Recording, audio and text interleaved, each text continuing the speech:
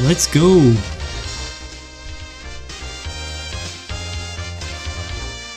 Let's go. The hype is real. Ladies and gentlemen of YouTube, welcome here. Welcome to the stream. If it's your first time, make yourself at home. It's going to be a fun evening or morning or afternoon together. We're gonna have some fun. We're gonna paint full Renaissance mode today. And I'm hyped. I'm hyped for the Renaissance. I'm hyped for this guy, Raphael.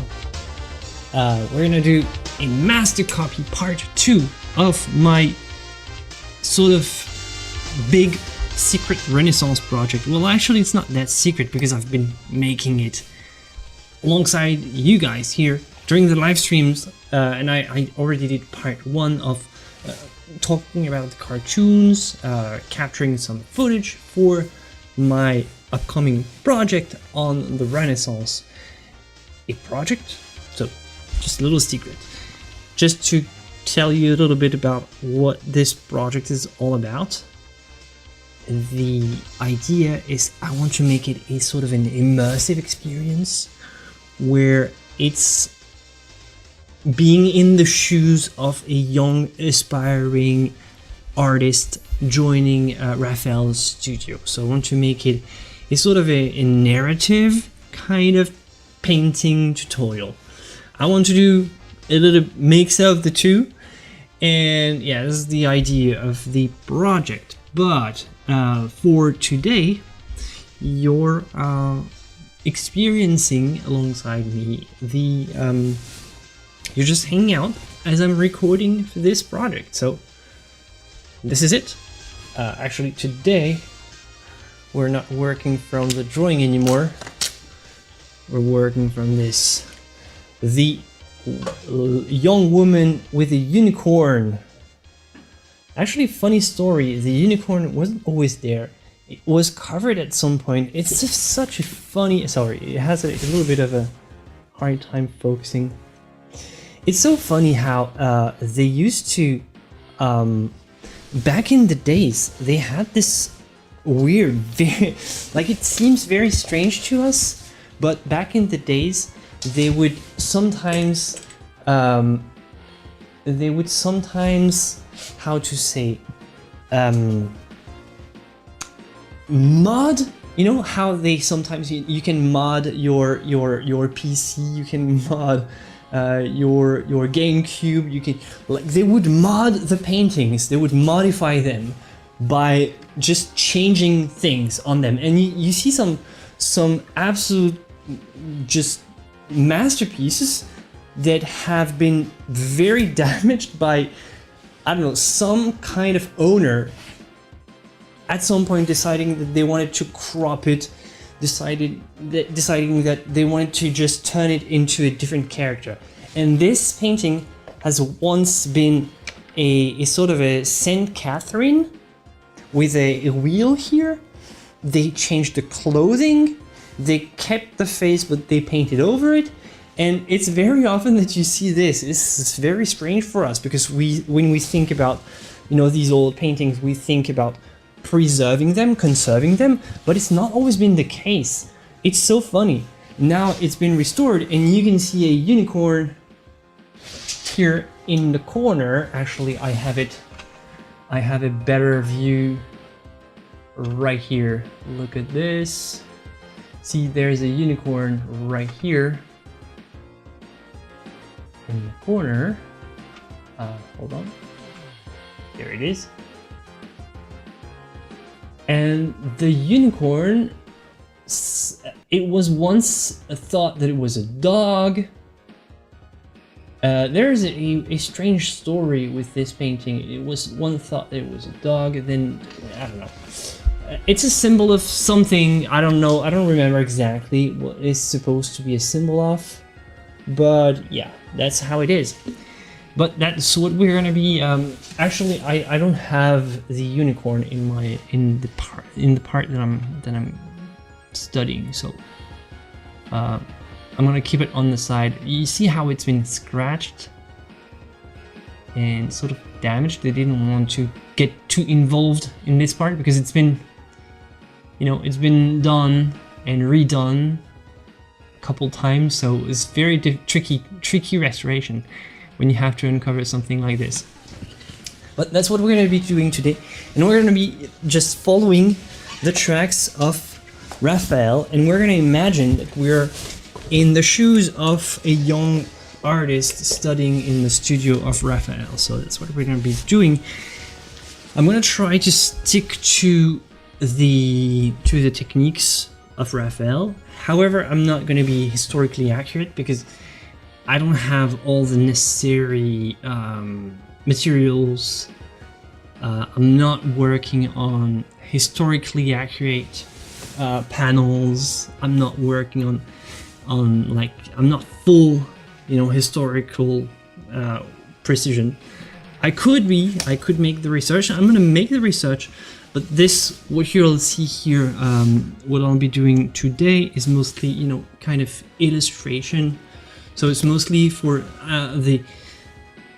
in my head, the project will have more a sort of a narrative value, and the image, the video will be more, you know, for, you know, illustration, so that people don't get bored as they just as they tell the sort of the storyline and the narrative experience. That's the idea.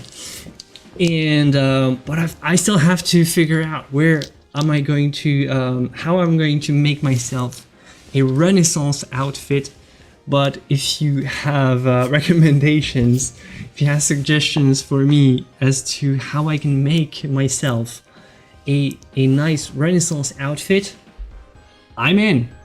Post it in the Discord. Go ahead and give me your best shots in the Discord of how I could look with full Renaissance attire. Could be fun to dress up as a Renaissance man. So hello everybody, hello William, hello Denise, hello Susan, hello Homa, hello from California, shout out to California, Rory from Colorado, Heather, Leslie, Attila, and I'm sorry, I can't pronounce, Entretenimiento y Cultura. Hello everybody. All right, let's cut this music from now on. Hello from Indonesia. Shout out to Indonesia. What time is it in Indonesia? Is it the middle of the night? Or very early in the morning? Shout out to my friends in Indonesia. Oh yeah, 2 a.m. So you're kind of a night owl. All right, so let's start. And today we'll start with a little bit of a study of Raphael's technique. So Raphael is kind of one of the first geniuses of high Renaissance, as you know. Oh yeah, by the way, I wanted to show you this website. It's an Italian website that I've discovered. It's called Alta Definizione. And you can have, it's just like Google Arts and Culture. You have lots of reproductions and you can zoom in. It's called altadefinizione.com. I'm going to try to copy this in the chat. And you have very big reproductions of paintings with, and you can zoom in extremely, sorry, I'm gonna try to, you can zoom in extremely closely. So really, if you want to do some intense studying and copy every single brush stroke, you can. Right here, I don't know if they have Raphael's. I've seen this one. Like, you have lots of nice explanations. This one is a painting by Signorelli's, Deposition of the Christ. And as you can see, it's been restored right now, and they're putting it to on this website. It's an Italian website, and as you know, the Italians, they have a lot of these national treasures. I should say, civilizational treasures, if you're interested in Western art. And oh, it's really cool because you can even have like a sort of a little ruler tool. You can, oh yeah, you can check out how much it measures. So if you want to really reproduce it and do something, how can I, okay. For example, like I know that this is 7.81 centimeters. That's a cool tool. That's not on Google Arts and Google Arts and Culture, and you can see every little detail. That's very impressive. I think maybe even better than Google Arts so far. Google Arts has some of these that are extremely high res, but not all of them. But apparently this website has all of them. All of them, you can see every crack in the painting. And like really, so if you're interested in studying arts up close, like you can see the damage, the flaking. Like you can even do like some very serious, you know, history of art study just based on the images and the quality of the reproductions that you find here. It's really cool. Really cool. And here you can see how they used kind of greenish underpainting. Very interesting. We're gonna use something similar but less green, because I think Raphael didn't use something as green. This was more of an old technique. They would use a green underpainting, especially for, you know, for faces like that. You would keep the underpainting, so basically the painting would look like that, and they would call it the dead color, or the dead layer, dead color layer. Basically the dead skin color. So deprive the skin tones of the red and orange, you get something kind of green and gray, so it looks dead. And they would use it often. Like you can see the difference between someone that has the glazes and the actual skin tones with, you know, the vermilion, the, you know, the alizarin or the madder. They would most likely use madder lake for this pink here. So here, this part has been covered, and in this case, it's not been covered. So basically this would be step one, but since here you want to make the skin look ghostly, you would leave it like that at this stage. It's a nice, very nice trick. Everybody has the same treatment, but the mostly the dead bodies would just remain green. This is called this was called verdaccio. They would use green earth and white. So this would be the underpainting. Basically, for everybody would have the same underpainting. So you can see the kind of the green tonality underneath here. I don't know if you can spot it. Very simple couple strokes here, just evoke you know, drapery. That's very interesting. You can see here in the beard, you feel the presence of the green. This is not something that I'm a fan of, and I don't think that Raphael did use such an extreme green underpainting in his own paintings. And actually, we're going to study Raphael, and we're going to see Raphael. This is something that I found. We're on Google Arts and Culture again, and this is a little Raphael in Chantilly. Chantilly is a place close to where I live. It's a nice little town in France, close to my town, and they have a great collection of Raphaels. And you have a little presentation, which I think is nice. I'm gonna let it roll like that. Raphael Sanzio, better known as Raphael, one of the most illustrious artists of the Italian Renaissance. Now they speak about the museum, and this is a great display of the underpainting, the sort of the prep work. They have tons of these with, you know, the grid, and all this good stuff. This is a great great display of how the preparation was done, and the preparation was always done with the intent of, you know, optimizing the creative time and optimizing each image. Each image was like creating a little treasure. Each image was very precious, and creating one single image was something that would just keep the entire studio busy, because you have like various different steps to create a commissioned painting every time. Like some has to prepare the ground, some has to grind the pigments and all, some has to take care of the cartoon. This what you see here was called a cartoon. This is the sort of the drawing on paper that you then transfer on the canvas or on the panel or on the wall if you're doing a fresco.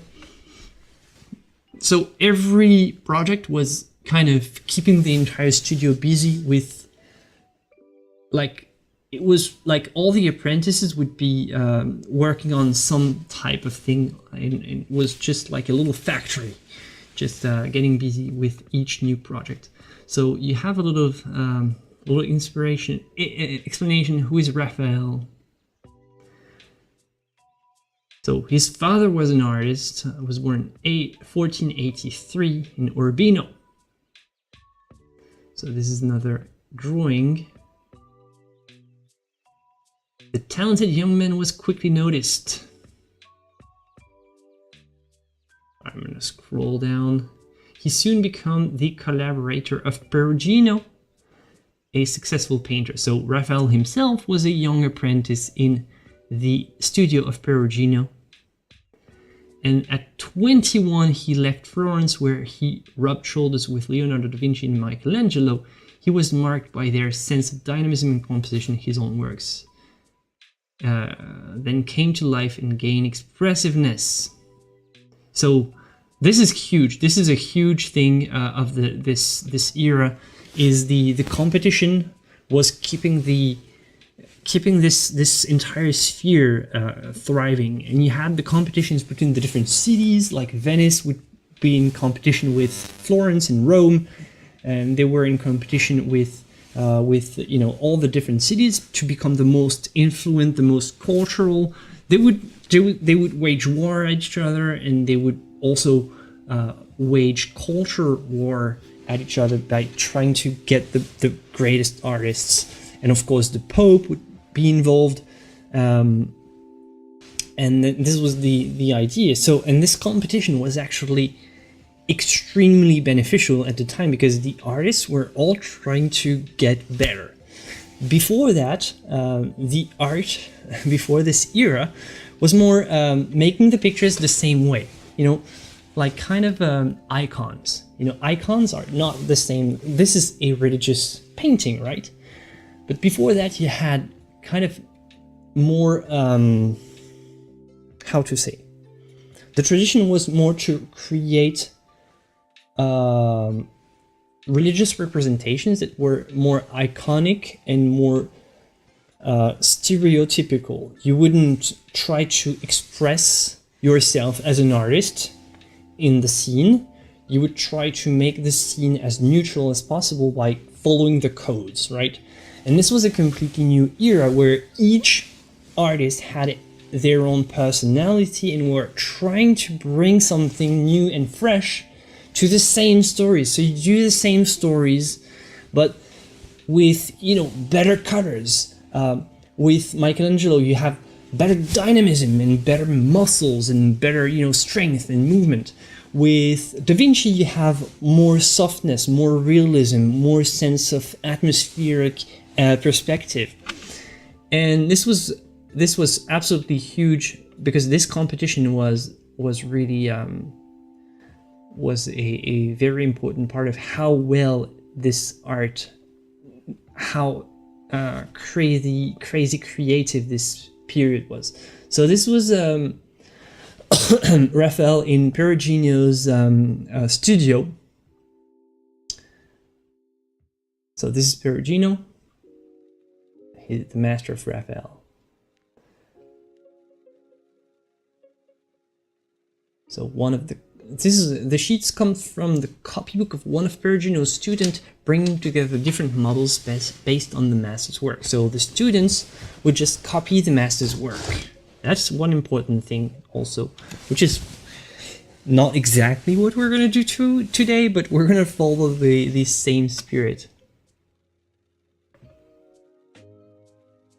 Like copying the masters, like not thinking that you can know everything and that you have nothing to learn, is just just walking in the tracks of the illustrious masters that have been there before you and that have done the work for you. This was the spirit, and I think we have sadly lost this kind of mindset as artists. Like right now, first day into art school is like, okay, create something fresh and new and innovative and creative, and forget about everything that's been done before, because you have to be modern and just innovate at all costs. And this is more the mindset of today's art education, and I think we have lost what I consider to be a national, like not a national, a living treasure, like a legacy. This legacy, how can you lose centuries of hard work and traditions? Like, it's funny because music, you still have in classical music, they still teach you how to, play an instrument and tune it properly and strive for excellence. And try to achieve beauty. But in visual arts, it's not been the same. And modernism has destroyed this mindset of trying to reach excellence in everything you do. Okay, so this is still Perugino. Still Perugino, another influence. We're gonna scroll a little bit. Raphael's first drawing. So see, this is a cartoon. This one is pretty cool because it's so damaged. How they preserved something like that is beyond me. A lot of these drawings were not preserved, sadly. But yeah, some were. It's almost a miracle if you think about it, because it's so fragile. And most of these drawings, they're not on display. They're just too fragile.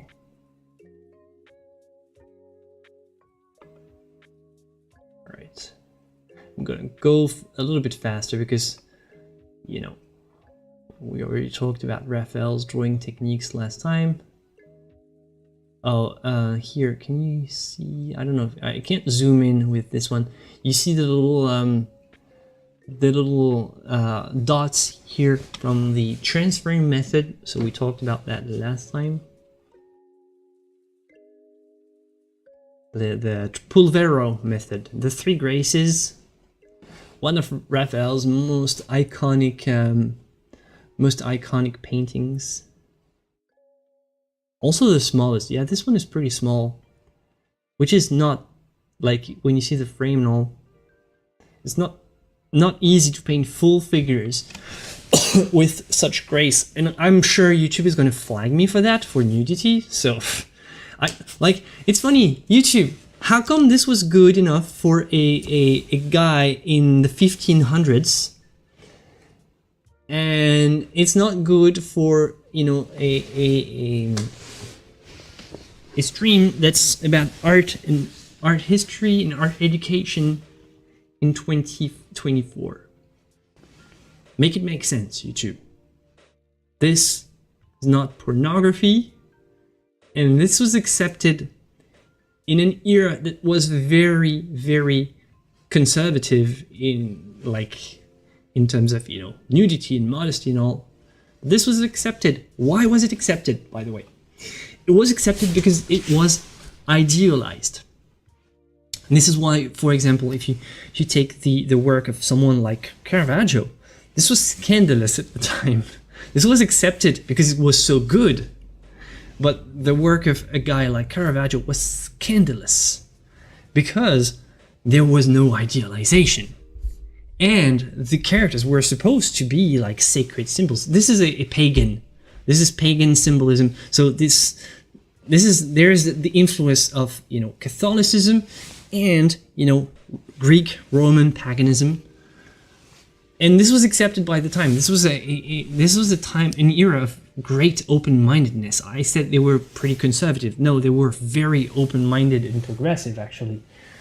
But still, you couldn't paint any kind of nudity. It had to be idealized, and this was considered just the purest and the most ideal form of the human body. So it was accepted because it was basically an ode to beauty, right? It was the subject here is not the female nudity. It's not a sort of a nasty picture. It's a picture of what was considered the most ideal representation of a human body could be. It's about harmony. It's about the perfection of God's creation. And so it was accepted. This was a time of actually great open-mindedness. I'm sad that YouTube is probably going to flag this stream for that. Demonetize, not ban it, but most likely demonetize. Whatever, do what you want. Analysis revealed a drawing underneath the paint showing a significant change in composition. Originally, only one of the graces, the one on the left, held a golden apple. It was undoubtedly the sake of balance. To achieve the perfect final harmony, that Raphael opted for the 3 golden apples. Interesting. Changing his mind. I know what it feels like. Calves are huge. Yep. Well, they were mostly. Yeah. Remember that Raphael was inspired by Michelangelo. If you want to see buff, I can show you a couple of Michelangelos. And also, this was a time of. By the way, a lot of these were not allowed to study. I said this was a time of great open-mindedness, but human anatomy on genuine female models was not accepted. So you couldn't actually get a female model. Most of the academies that we have of this time are males. Males were accepted to pose nude as models, but it was very difficult for an artist to have an actual respectable woman pose. I shouldn't say respectable because, like, you know, like it was not something you would do, right? That's all. I don't know.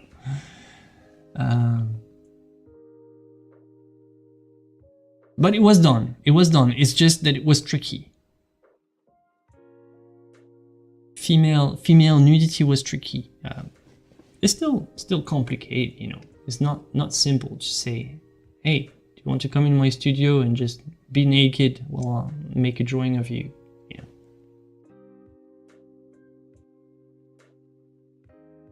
All right, and who is this? Yeah, that's another drawing. I want to skip to the painting parts, so I'm gonna. Oh, this one is pretty famous. So very typical Raphael composition, very stable, very balanced, very unified. Just the right amount of, you know, unbalance. It's all very stable. This is almost not a perfect triangle, just a triangle that has just the slight unbalance. It's not pure symmetry, so it's not boring. There's movement, a slight movement. Just make it lifelike. All right. Okay. Paintings painted around 1506, 1507. So this one we already saw. So again, I want to skip the part that's all about sorry. If you want to read, I'll probably put the link later on. I think they mostly have drawings though. I wanted. All right, Raphael in Rome, Madonna of Loreto is one of Raphael's most famous works. Great texture here, really like it. Okay, but I'm gonna skip the explanation. I'm gonna go scroll very fast. You'll have to pause, I'm sorry, if you want to see everything. What I want to study is I want to find, and I'm gonna let it scroll. And if you want to read, I'm sorry, you're gonna have to pause because I don't have the time to read all this. But what we're looking at, we're looking for a painting that's unfinished, and in the painting that's unfinished, we can see the paintings. Unfinished paintings are such great. This is Giulio Romano. Are such great. Are such great testaments of how the masters proceeded. Okay, right, I think we're near the end. Yeah, it's the end. Right, perfect. Okay, so what we are looking for is this. Look at this. This is unfinished, and you might say, well, this face is looks pretty good, right? It's still unfinished. There's been just, I would say, layer one after the underpainting, and you can see how Raphael worked on skins. The treatment of the skin is not the same as the treatment of the drapery. Here you can see this one is clearly unfinished, so you have only the drawing and what's called the imprimatura. Imprimatura is just the very thin, kind of umber-like, just a light tonality, a little wash of paint that's just there to, you know, provide kind of a shadow placement and very basic execution that's mostly covering the drawing, correcting the drawing also. Very important, because the drawing has been transferred, and every transfer is always very imperfect. There's always a lot to fix when you do transfer. And in this one, Raphael is actually, you know, just using the imprimatura to just basically fix the drawing before you start making the paint. So this would be stage one imprimatura, what we're going to be starting today in our example. And this would be stage two after the drawing has been transferred. And you see how he works with light touches, and it brings thickness very slowly.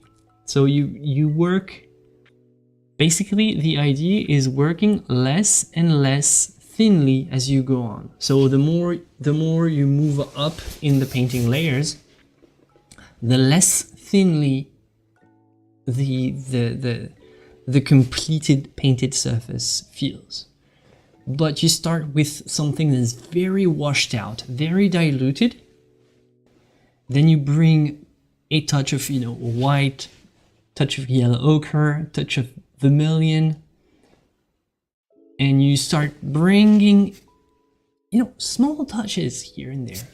You start normally with, you know, the black of the eyes, and you would just build it gradually. When you look at the brushwork, let's look at the brushwork, and actually the brushwork is revealed more here. The brushwork is revealed here. You can see tiny strokes. Remember, Raphael was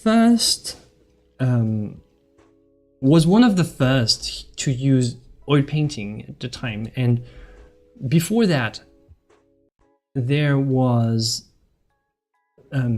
tempera, like egg tempera. painting, which is a medium, and also working on frescoes. So you would paint directly on wet plaster. Working at fresco is not the same as, like, if you think that oil painting dries fast, well, like, forget about it. It's so slow, so you have so much time. Working with a fresco, you would have just wet plaster. Like, instead of a canvas, you'd have a complete wall of wet plaster. They would just make it wet for the area that you have to paint. And you have to make the paintings before the plaster dries or cures. A plaster doesn't dry, it cures. And you had to be so fast. And you couldn't make, these nice subtle, blendings that, you're familiar with, because if you've been making oil painting, you know how, when you make a brush stroke, the paint is wet, you make a next one next to it, and the paint is still wet, and you come back 10 minutes later, it's still wet, so you can still make the blending 10 minutes later if you want, right? You can still make corrections 10 minutes later if you want. That's not the case for what Raphael was first introduced to when he was a student, when he was learning himself. And this style was more, when you work with tempera, you have to use tiny strokes. You see the tiny strokes here, which is why Raphael doesn't have the the very painterly brushwork. You'll not find, this is anachronic, but you would not find, a Sargent-like or a Rembrandt-like kind of brushwork in Raphael's work, because he had some, in a way you can call it archaic, brush patterns that are based on the fact that he was a sort of a transitional era. He couldn't go full oil painting mode and think as a pure oil painter, because he was still working on multiple media at the same time. He was doing a lot of frescoes. He was doing a lot of tempera work and oil. So he was doing both. He was doing everything, as I said. So he never really got into, a style of, I'm gonna leave the brush mark visible, I'm gonna make it thick, I'm gonna work wet on wet. No, it's still almost the same as, it's still transferring a kind of a brushwork that could work for fresco, for egg tempera, or for oil painting. And just with oil painting, you have this subtlety that makes it so that you, in the end, so in a final painting, you don't see the presence of the brushwork at all when the painting is done. Look at this. You can't see any trace of the tiny brush strokes, but when you see the work unfinished, you see how they are there, right? The treatment of the dress also is different, and you can see how they had a different kind of approach to drapery. Almost drapery was considered a sort of an object of its own. Like, you can work on the drapery and forget about the rest. Interestingly enough, the background is fully finished before the figures. This could be explained by maybe maybe an apprentice was working on this one. I don't know. I don't have all the information.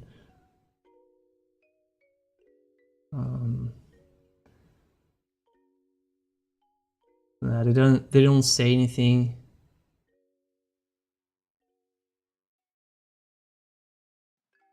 No, so maybe it's just only the master's hand. But so very interesting. Also something that I do very often is work on the the background and finish the full background, almost make the background entirely done before I paint the figures. That's kind of interesting. You can work on, you know, the figures first. Sorry for this noise. You can work on figure. Oh, got some alien noise. I'm sorry for your ears. You can work on figure first and background later. It doesn't really matter, but it's more for your own, you know, workflow. I recommend working on background first, because this way you first create the atmosphere and you then put the figure that the atmosphere is supposed to be a part of later. And this creates a more unified thing. Like you can evaluate the colors better because they go with the atmosphere. You can evaluate the composition, the chromatic effect of every single brush stroke. In this case, it makes more sense. But yeah, so finishing the landscape entirely before touching the figures, smart. Finishing the drapery also, and just keeping the last thing for the end.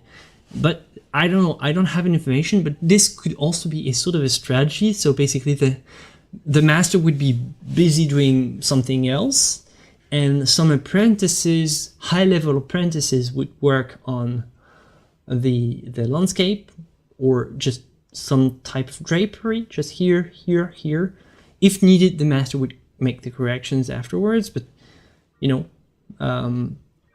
maybe an apprentice could make that and leave this for the master to just finish the most important parts, and then Raphael would just come in and finish the figures.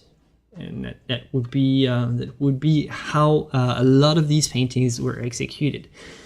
Something that left, you know, with the Salvator Mundi that they found recently, something that left the owners, the new owners, the MBS of Saudi Arabia, kind of disappointed, because apparently the Salvator Mundi, there's evidence that it was not only Da Vinci who painted it, and but this is very common at the time, so this could be a possibility.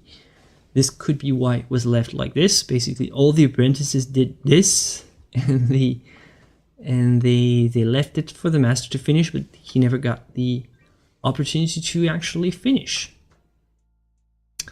That could be a thing.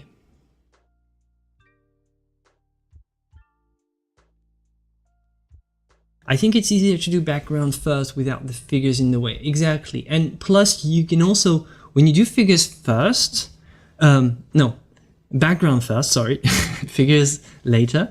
The thing is, you can, with background first, you can kind of overlap. So basically, if I had the background to do here, this is very clean in this case. It's very clean, but see, this is what I'm talking about. Overlap right here. Look at where I'm pointing here with my mouse. Where I'm pointing here is kind of overlap. Basically, the color of the background would overlap in the figure ever so slightly, like just a couple millimeters of, you know, a small overlap that, well, it's going to make your figure kind of shrink, but don't worry, it's after that, when you come back with your actual colors, for example, hair, where there's always transparency. Here, if you look at my hair, like there's stuff in the background that you can see through. So if you paint my hair first, then you have to do tiny, you know, tiny pieces of a puzzle of the background between the strands of my hair to make it look like there's background behind me, and that the thing is not like stuck on my head, right? You want to create this aspect of, by making all the little curves of the hair, you want to, you know, create the appearance of, you know, kind of sort of transparency, or just it shows through. It's way easier to do that if you do background, and it's way easier to do that if you let a little bit of overlap, so that you don't have, you know, these tiny something. I know you know what I'm referring to.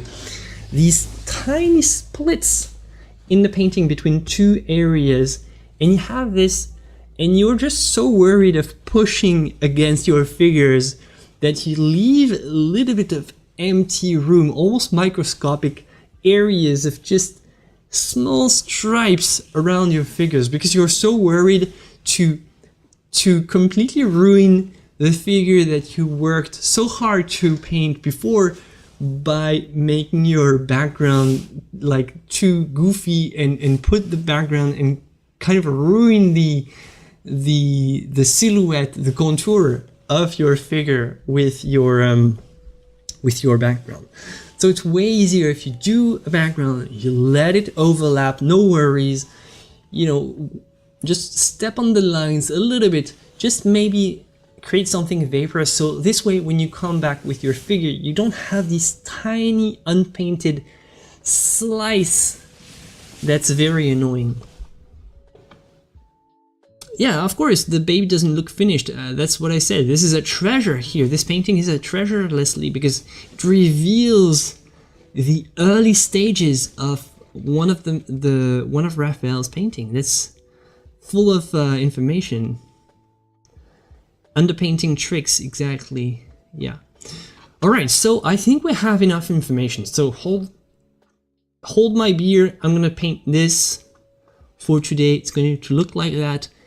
And I think I'm gonna try to push it to this, right? So this, and that's what I love about masters like Raphael is, I'm such a fanboy. I know, I'm such a fanboy. That's what I love about masters like Raphael is they make it feel like every step of the process is as good as finished. And that's the sign of true genius, right? If you come to a painting of mine and it's just only 20% there, it's going to look like, I want to be polite, but it's going to look like, you know, hold on. It's going to look like, there you go. It's going to look like big, ugly, stinky. But a master like Raphael, this looks beautiful in its own right, right? And some would say, oh, cool painting, right? They would say, not the greatest, but that's a cool painting. Like a lot of people would be just so happy with just that. And I would be. And that's it. That's cool. That's cool. That's the sign of an artist that's worth learning from. And that's what we're going to be doing today. Let's start. So I'm going to use a pigment that I don't always use. You know, they have names, but I was just looking for a way to create this kind of yellow earth tonish. I'm gonna turn off the emojis, sorry. Kind of yellowish hue. I want something like that. And I'm gonna use pigment by Atelier they call Tuscan Earth. It's pretty much like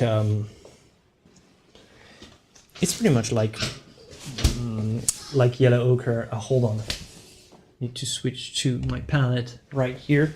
So this is what I'm going to use: Tuscan Earth, PY 119. I don't know. I don't know exactly how historically accurate this is. I'm sure it's not actually from Tuscany, but well, it sounds good, right? Using some Tuscan, and then I'm gonna use some earth from Umbria. You know, the burnt umber? It's because it was made in a city called Umbria in Italy. You have burnt sienna. You have siennas, raw sienna, so made in Siena. And all these great earth pigments are, you can still find them. Most of the manufacturers nowadays mostly make these synthetically because it's just easier, cheaper.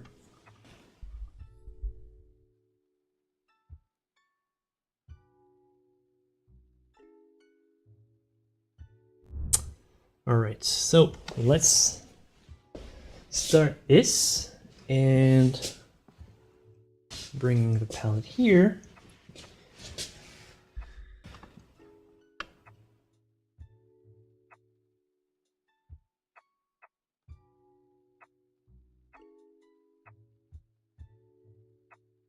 Let's go, I'm hyped to see some oil painting.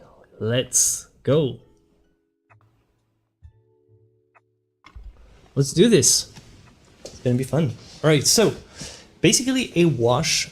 So it's going to be very, very simple at first. I'm gonna make a little. I'm gonna take a little. So I've been painting today, and you'll see that my brushes are still full of my paint of the day. I started to clean them. Can't always be perfect, so you'll have some kind of weird, very weird undertones. All right, so this. I'm gonna make a little test sample just to see how close from Raphael's underpainting tonality we are. Just to check, because I would like to have something that not historically accurate, but that sort of looks like it. At least.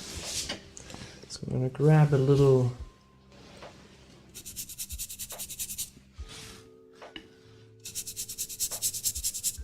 Okay. Yeah. Man, it's annoying. I used some phthalo blue in my brushes today, and now this phthalo is polluting my brushes. It will come back. It will go once I paint a bit, but right here it's just.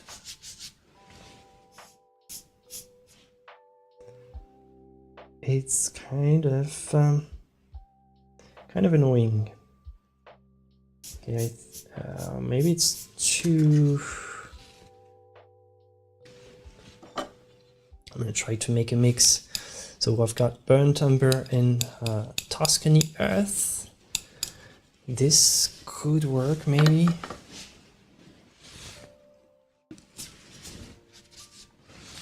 Just trying out this tone, see. So the painting is the young woman with a unicorn.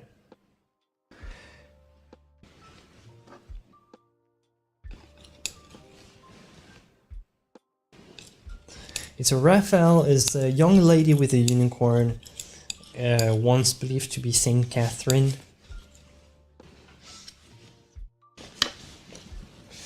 Alright, so do I have it? I'm just going to reach it.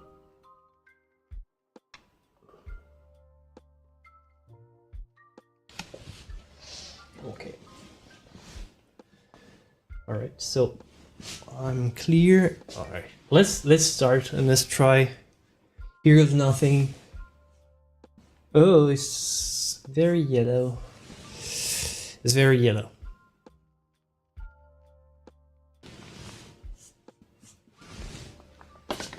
It's probably too yellow.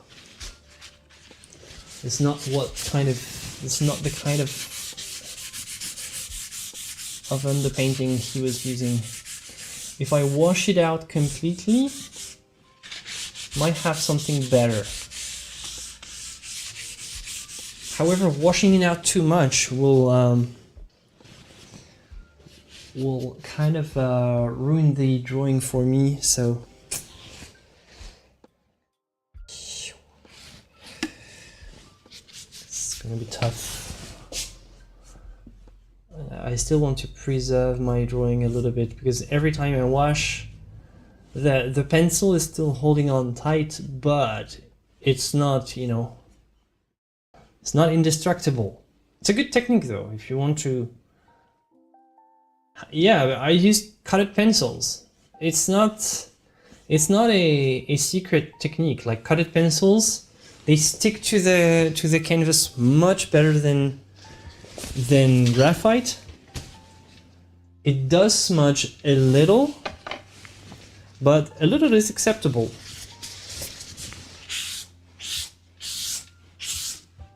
But here I'm starting to remove a lot of my lines and I'm losing a bit of precision. It's fine because I'm using this Raphael technique, and Raphael's is so light. See how my tonality now?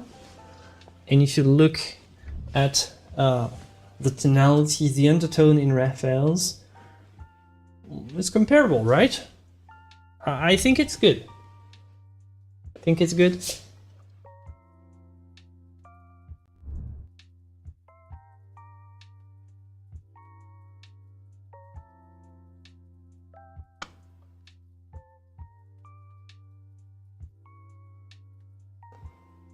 Yeah, don't worry about my pencil mark. Because here the point is the point here. Sorry, I'm fixing something in my OBS at the same time. The point here is with your brush, then you correct the drawing. So basically, the drawing that I had when I started this session was just the transfer, kind of the raw transfer, but you would use the imprimatura and fix the transfer, basically. That would be one of the main goals of the imprimatura, is just fixing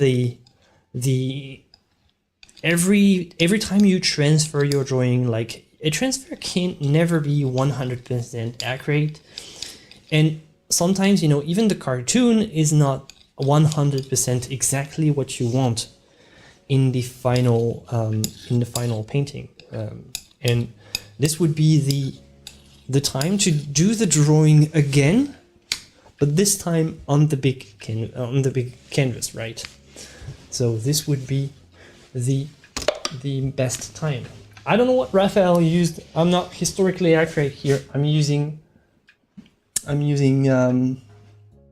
synthetic brushes, but you know.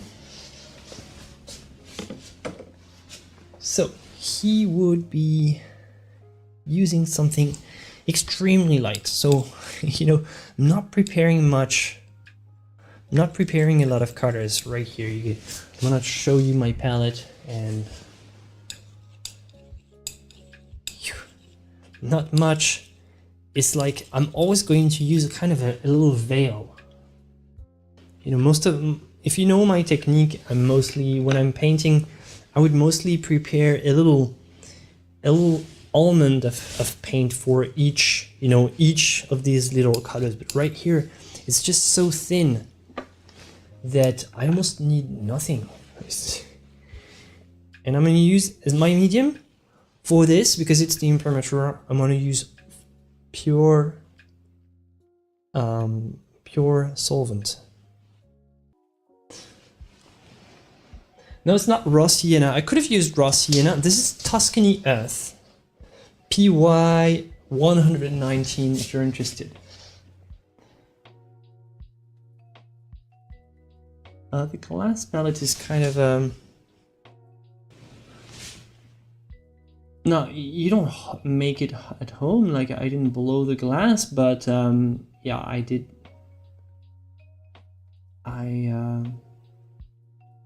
It's kind of second-hand. I found it in an old IKEA cabinet, and oh, sorry, I'm painting and not showing. So yeah, whatever piece of glass you can find. Really, it's any piece of glass that's big enough. I used to have a coffee table that I used. like a, you know, a glass coffee table. You don't want that when you have a kid. Yeah, tape it around if you're worried about the sharpness and all. That's cool. Oh man, I'm so afraid to touch it. So afraid to screw it up, but yeah, here goes nothing. Let's go.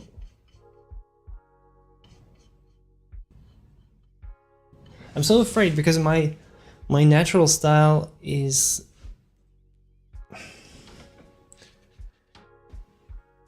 my natural style is kind of not exactly the same as Raphael. I would like to preserve the spirit, but my natural approach is so removed from the master's work.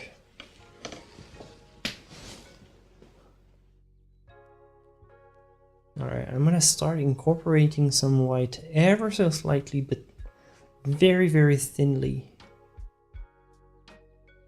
Very, very thinly.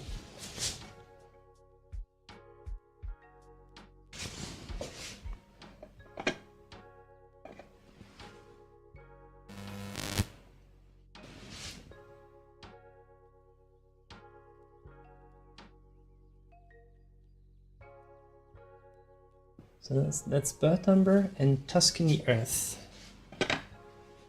Tuscany Earth, it's a first for me, but it pretty much looks like yellow ochre.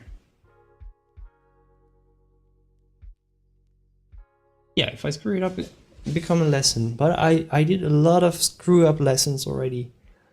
I don't know how many times have I completely failed during the live streams, and how many screw up lessons do you actually need to screw up? I mean, do you really need my help to screw up? I don't know. I can assist you with that, no problem. Like I'm an expert. I'm an expert at this. I'd rather make a lesson on how not to screw up though. If possible, you know, just you know, just impossible, if possible.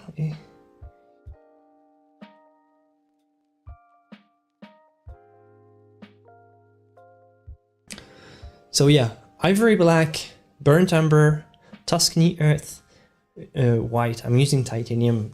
At the time, this was flake white. And I'm gonna start incorporating some colors slowly. So I'm gonna do the technique of the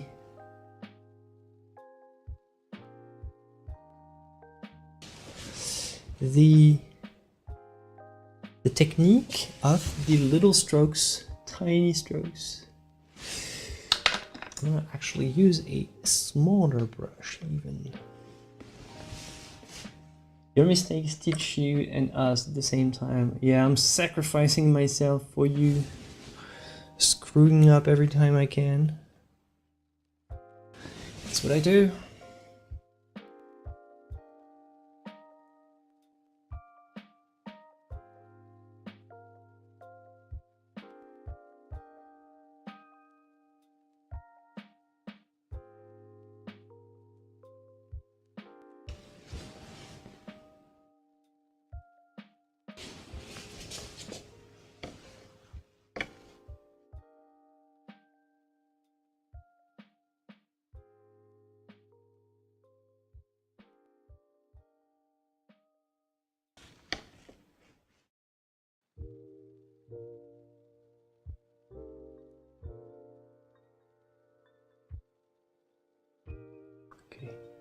Thing translucent. I need to think translucency.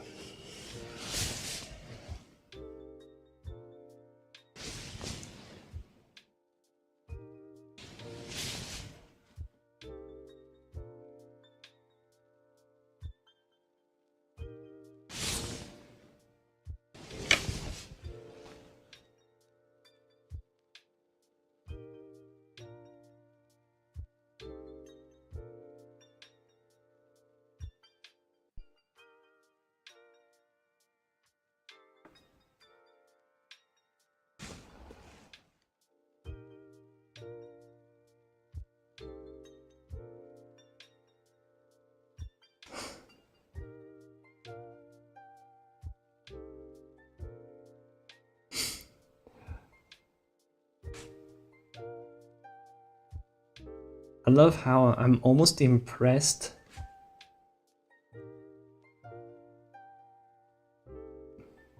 I'm almost impressed trying to touch the, you know, it's almost like I actually trying to touch the work of the master myself. Trying to follow his footsteps.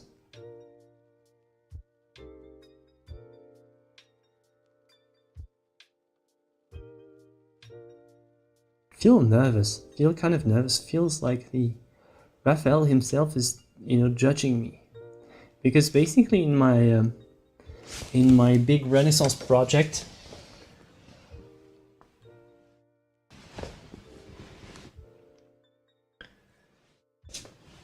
is it essential to paint very thickly on the canvas in order to avoid fading?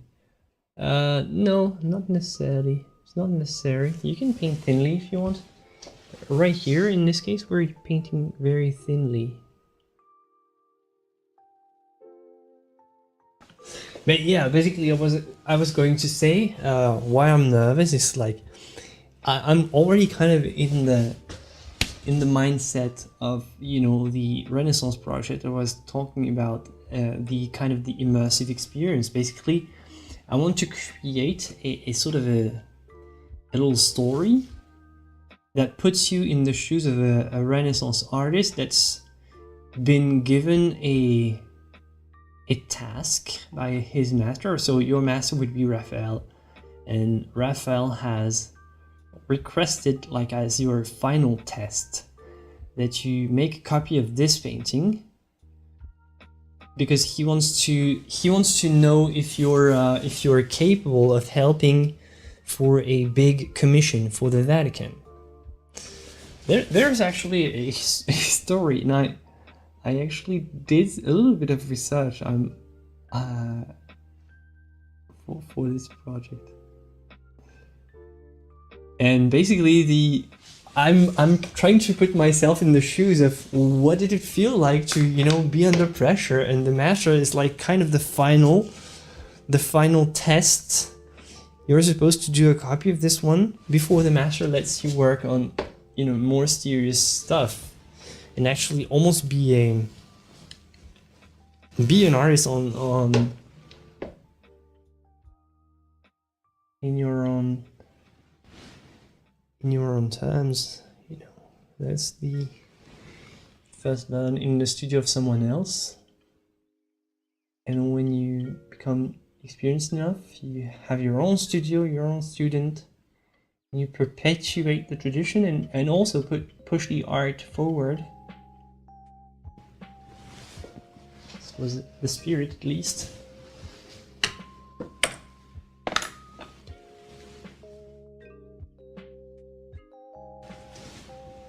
Breathing in general is a good idea. I recommend it. It's fun. I've been doing it recently. And yeah. I like it. I realize that every time I completely stop breathing, it's like, you know, I start falling down on the floor, like almost like 2 minutes later. I get so tired, out of breath.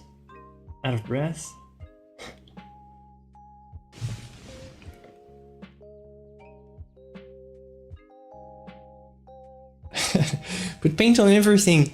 I can't. I have to be delicate here because the painting has been washed, and if I put paint on everything right now, it's going to be way too slippery. And this is not the mindset. I need to go very, very thinly. Right now, I would also love it if it could dry more quickly. I would really appreciate it. He was not that old. Someone check it out on Google, but he was not that old. He was like at the peak of his, you know, fame and career.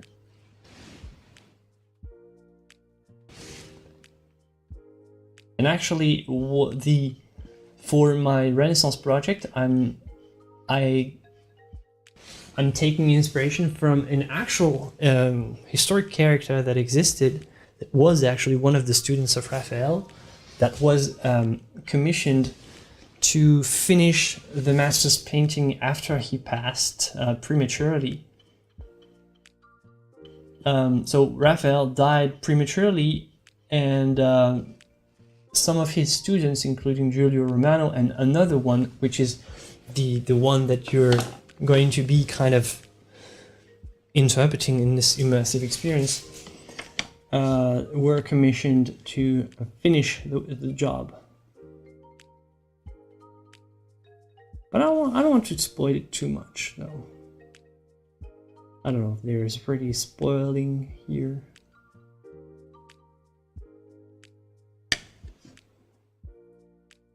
So think tiny strokes, tiny strokes, tiny strokes. Remember, Raphael was 37, yeah, wow.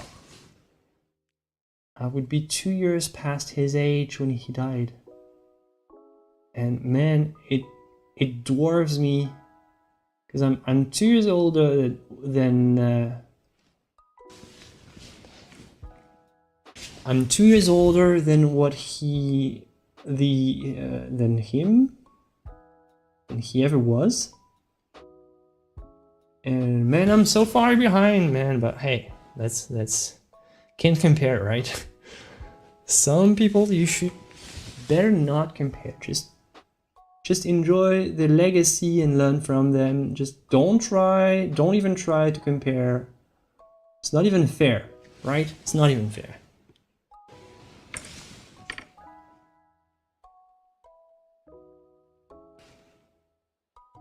Oh yeah, if you love tiny brushes and subtle delicacy, if you love delicacy, studying Raphael would be just such a pleasure for you.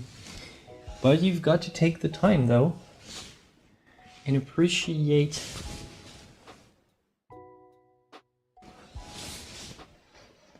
Raphael is pretty contrived, but that's the beauty. That's where the beauty comes from.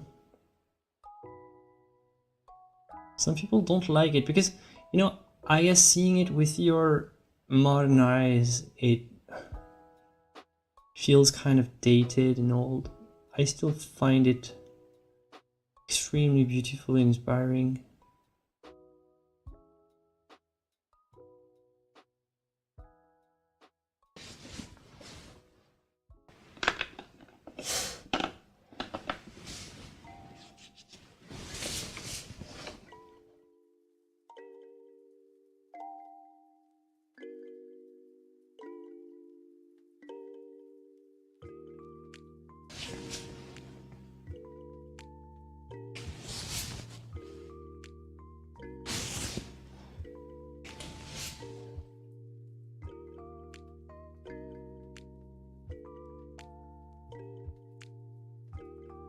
What weapons did Raphael had?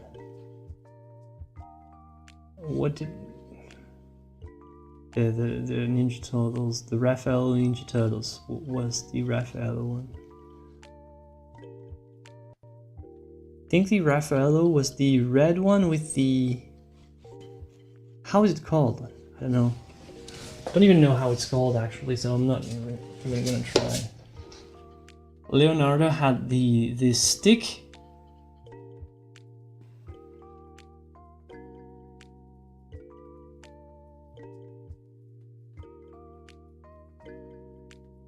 The nunchucks.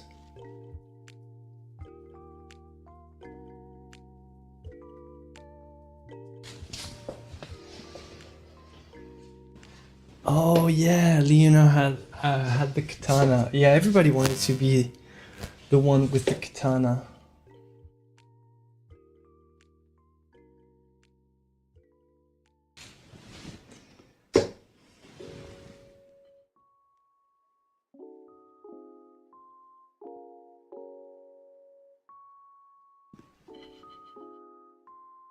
I remember at school, everybody wanted to be the one with the katana.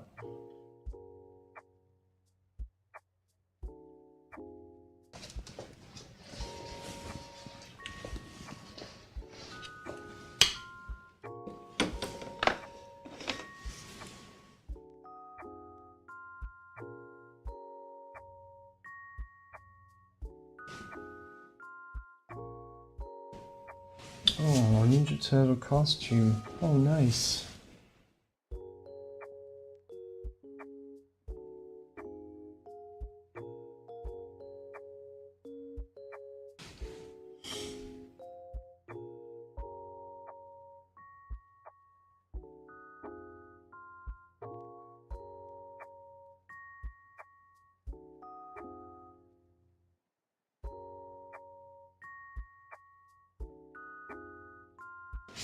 My favorite thing in the Ninja Turtles franchise was the two villains, like Rocksteady and the other one, like the Rhino and the Hippo.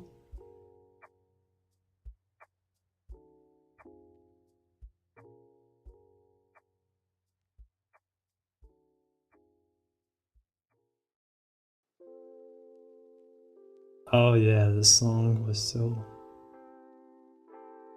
It was a great song. It was very catchy.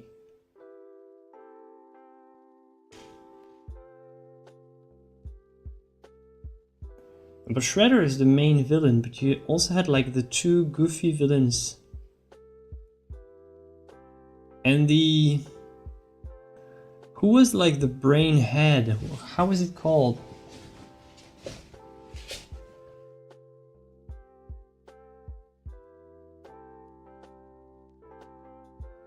Oh yeah, April O'Neil. Oh yeah, Bebop and Rocksteady. Best, you know, side villains.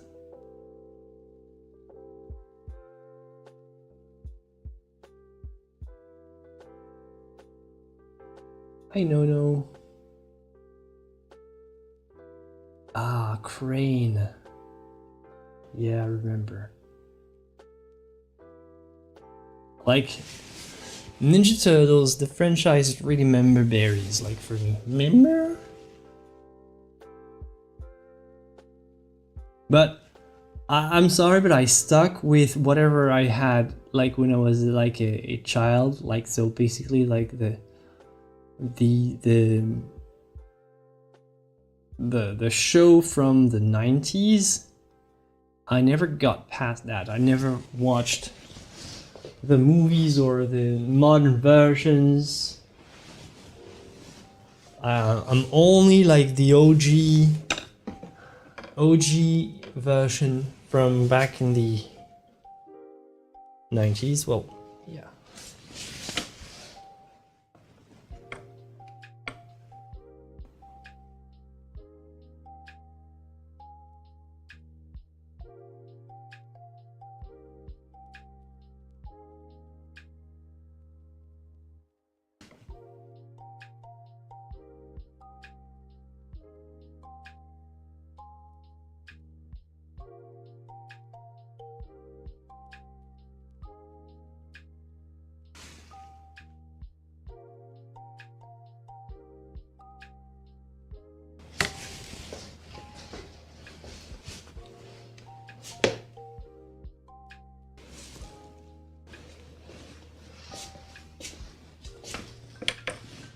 You're so old, Cody. You're so old.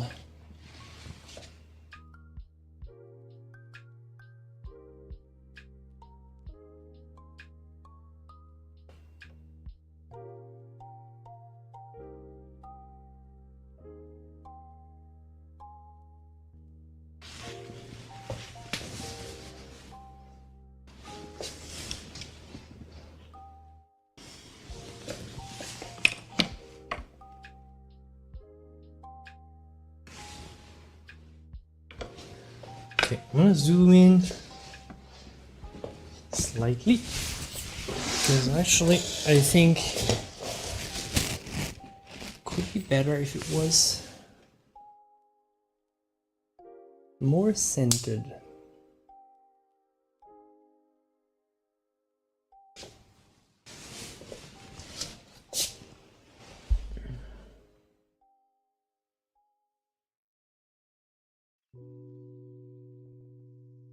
Thank you, Karash. Thank you.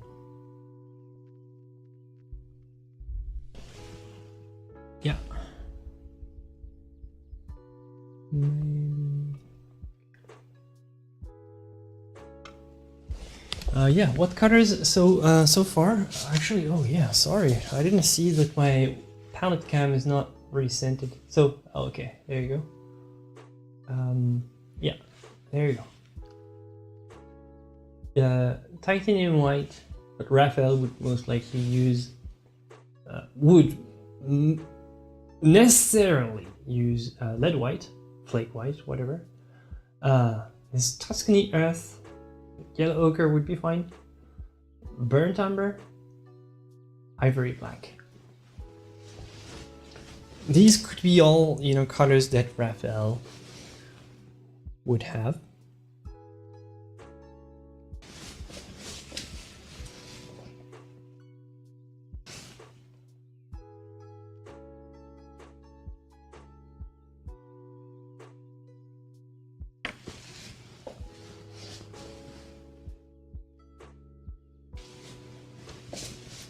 Thank you, Rainbow.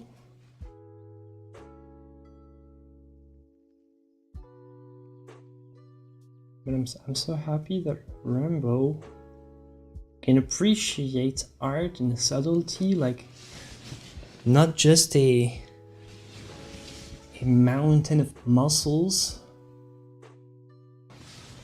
I appreciate, man. Oh, Jeff on your palette. Ah.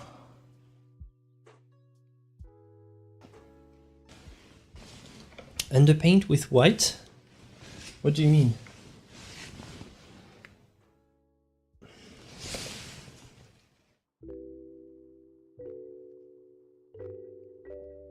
Right here, I would need the...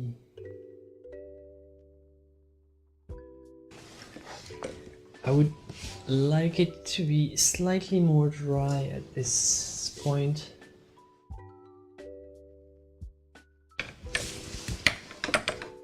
For the next layer, because I want to almost not dry brush, but work very thinly and start incorporating color very thinly with an almost dry brush.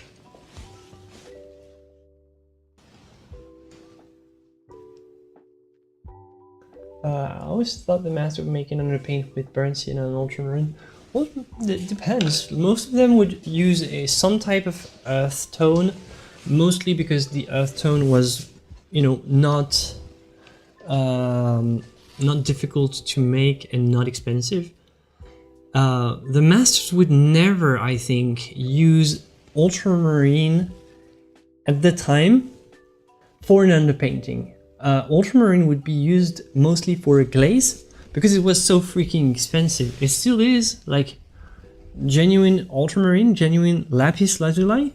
It's more expensive than gold, weight per weight. So you would use them just for, you know, you would not kid around with this blue because it was absolutely precious, and you would most likely glaze it. This way you reduce the amount that's needed and you can make it even more vibrant in a way by the effect of translucency. Yeah, that color looks gray because it's kind of the underpainting. That's what I'm trying to achieve, sort of. Right? So this is a dead color. It's called the imprimatur. So basically you place the outline of the drawing and you sort of bring the main shadows, correct the drawing if needed.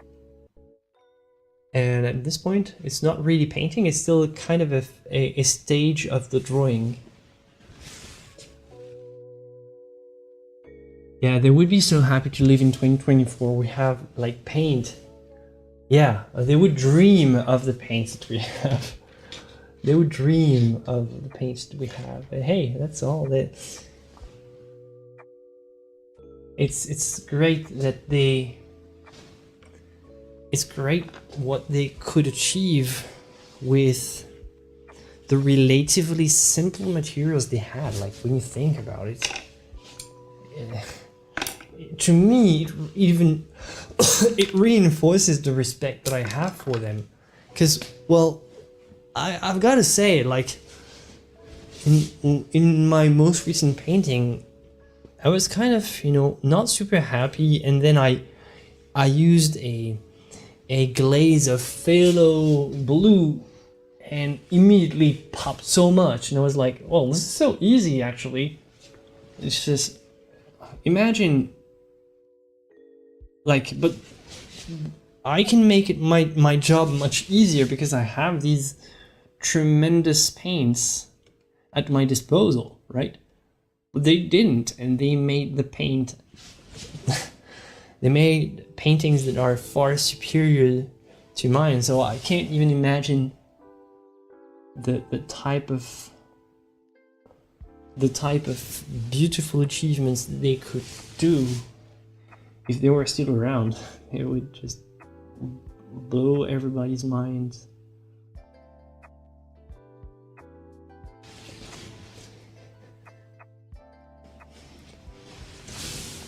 Maybe I'm just too much of a fanboy, but I don't know. I like this legacy. I like this idea of making the same old stuff that my illustrious predecessors made before me, and I would just humbly accept to be a little gnat in their shadow. But being in the same picture would be such a great honor. I know my place, and I know how, you know, I would just be very honored to, you know, follow their steps, follow their example. I really like this idea of just tracing the legacy from artist to artist, and just, it's almost like a genealogy of the Western art. I really like how you can go back to Rome and Greece. The only problem is we have very little of their paintings that have survived. We do have the sculptures though. If I was specialized in sculpture, I would start my genealogy with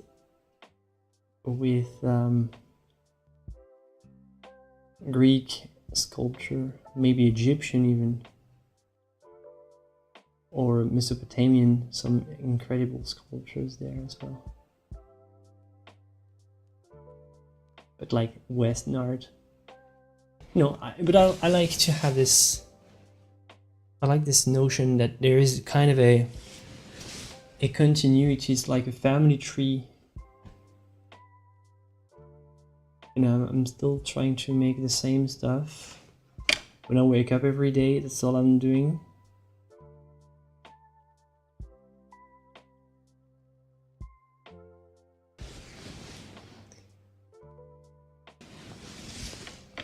So I really like the idea of trying to learn from them as much as I can.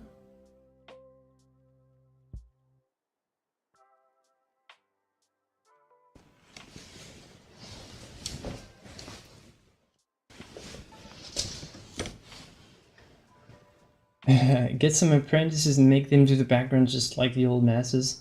Yeah, I would really like to have something like that at some point.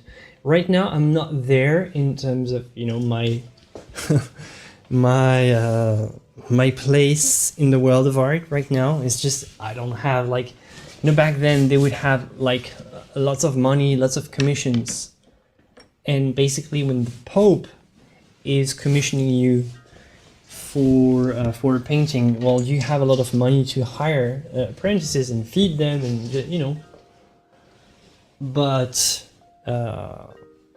the business model has changed. I mean, it was not easy back then either. It was not easy back then either. But you know, I would have to first sell my paintings for a lot more before I can start hiring apprentices. And I would love this. I would love this. The thing is, if I'm making a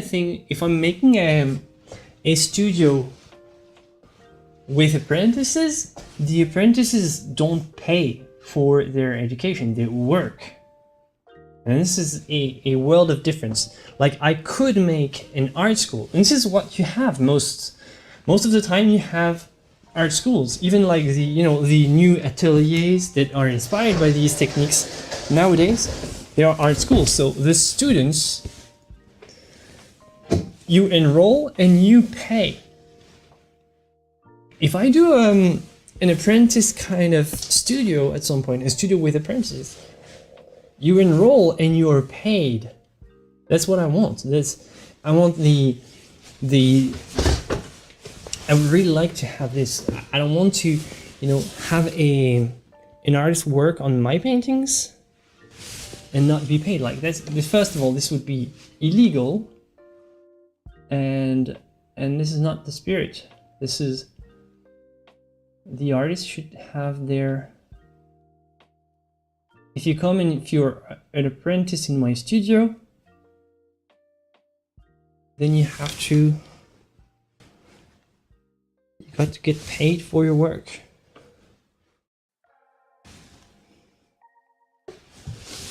And that's a level that I can't reach right now.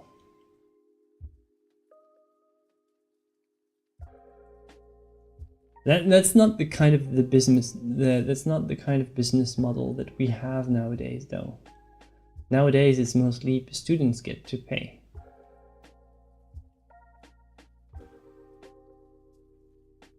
I would love it to have a sort of break this norm in a way and reinstate this. But, you know, very, very famous artists, they actually make this kind of a, if you think about Damien Hirst, that's how he works. Jeff Koons, all these very big names, even like contemporary artists, that they work like that. They have studios and apprentices, and they sort of mass produce their works, but they are on a very, very different level.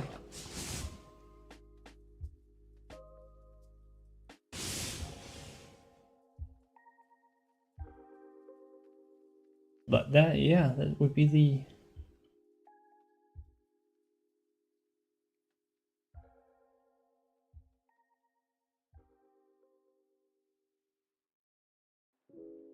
goal of my life, technically. Like, it's really something that I would like to achieve when I'm older, when I have more time. Well, Raphael was dead 2 years before my age right now,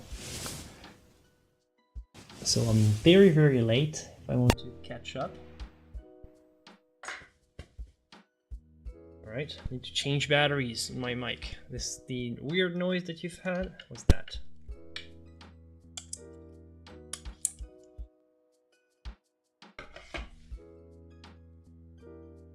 Back then they paid as well, like in the Renaissance era. Well, they were fed and they had a sort of imagine going to school, but every day you have food and all in your, they take care of you, and at the end you're almost certain to have a job.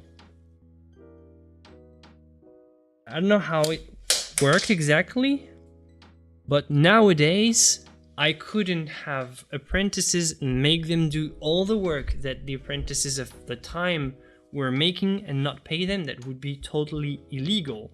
So if I had apprentices and they were doing the same amount of work that they did back then in the studio of Raphael, it would be totally illegal for me to not pay them, unless I don't know, I make up something with a contract. But I would need a good lawyer to justify that this is not actual work, because having young students grind paints at like 5 in the morning so that it's ready when I come in the studio, it would not be easy. Like preparing grounds, just making gesso and copying day in, day out.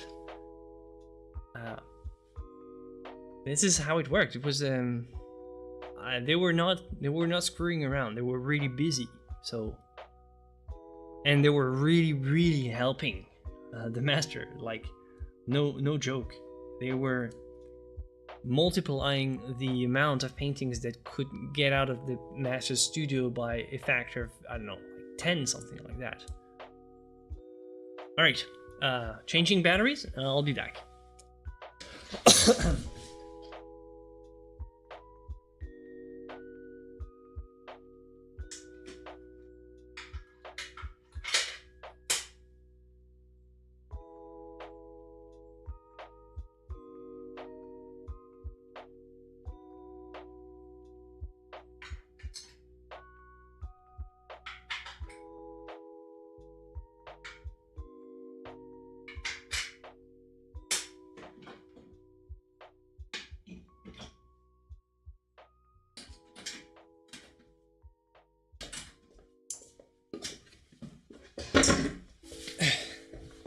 Alright, I'm back. Still with my batteries, sorry for this.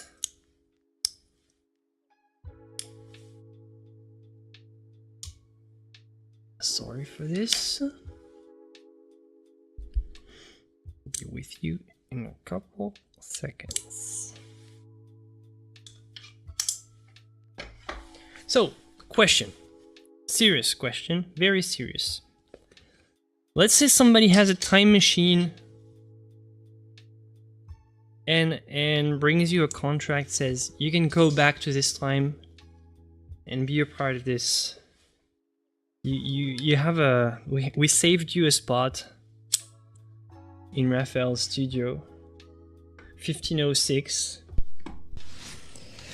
But you have to, and you get to, okay, you get to take your family with you.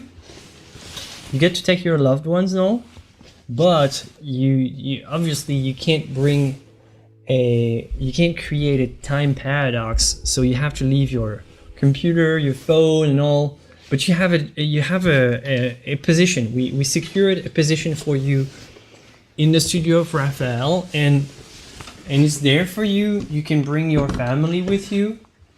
They can hang out in Florence, but it's 1506 and you can't have modern, your modern objects, right? Do you accept? Yes or no? Do you accept the contract?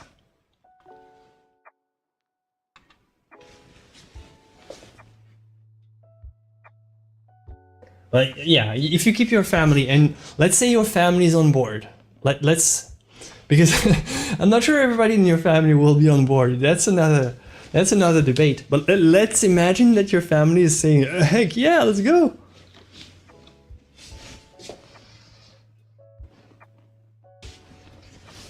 I don't know. Yeah, maybe in a way we sort of idealize this era and this world.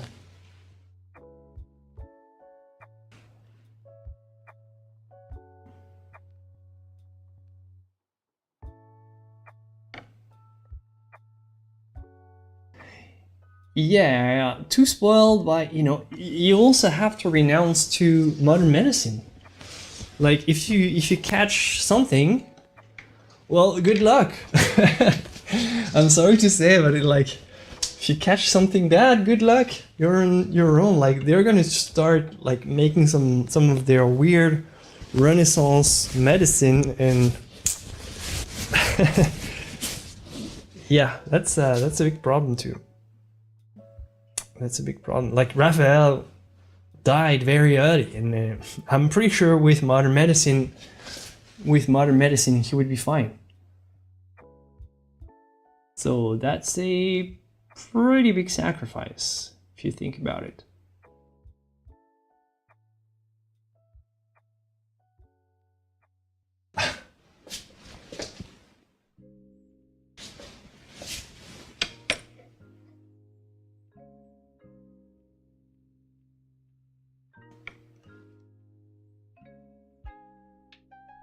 Oh, you would go much further back? Where?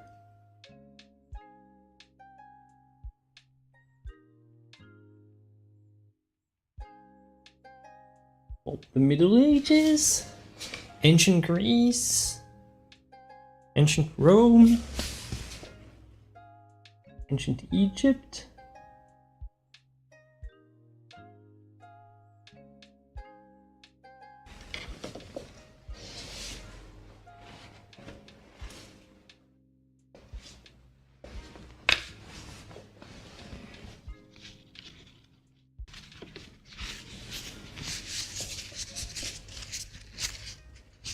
Thank you, Lily.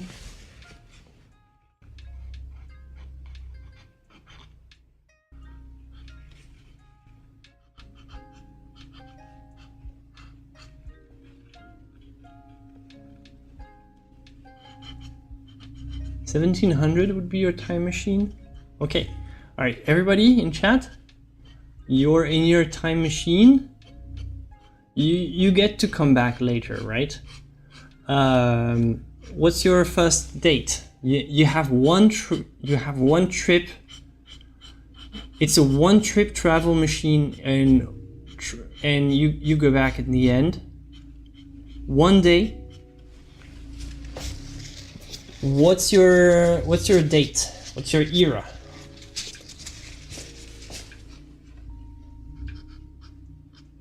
I think I would still pick the Renaissance. I don't know.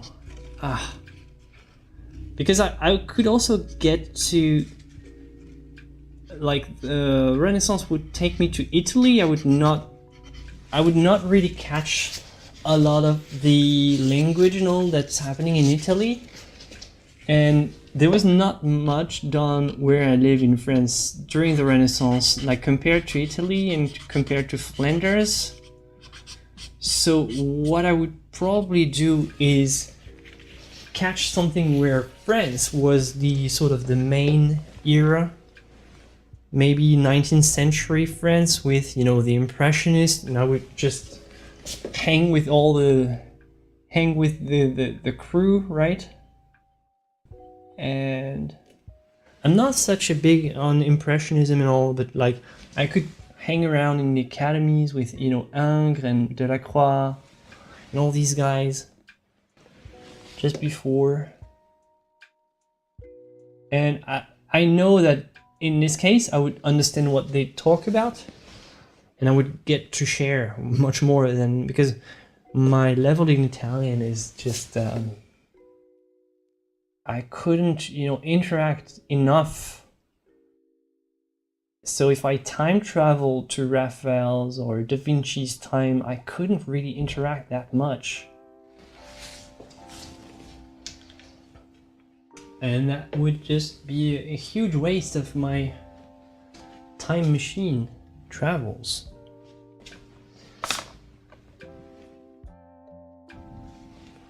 I don't know, what do you think?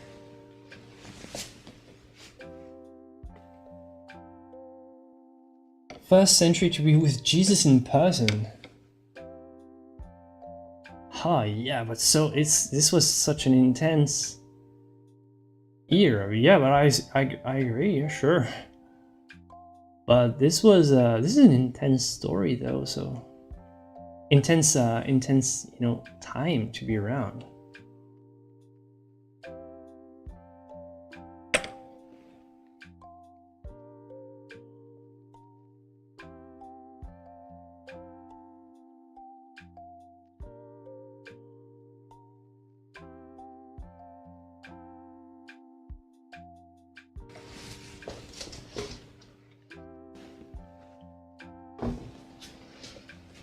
Rome in the 10th century?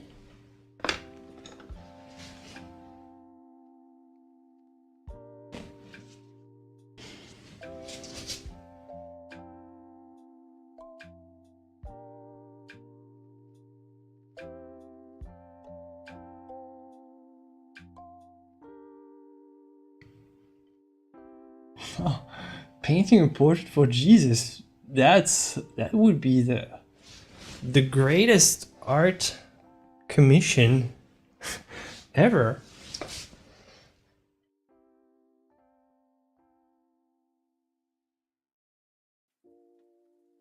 That would be the greatest, yeah, the greatest artist commission in the entire Well, end of the game. End of the game. If you get to paint Jesus in person, like, but you're also changing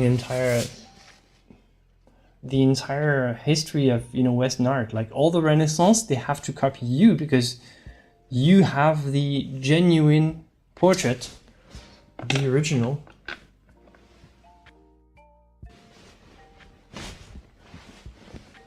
He would totally allow.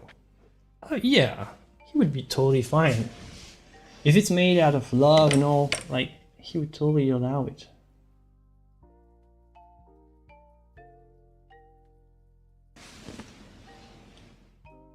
But I think it's not like he would allow it. It's like he would probably do something like miraculous, sort of put his hand on your, you know, on your eyes, and you would have this mental picture and you can just paint after he leaves, right? So it would just last a couple seconds. He would just do something like some type of miracle, and you'd get to paint you'd get to paint whenever you want, right? When you come back, like, even maybe something like that. He would not have the, I assume he would not have the time to sit, you know, for the painting.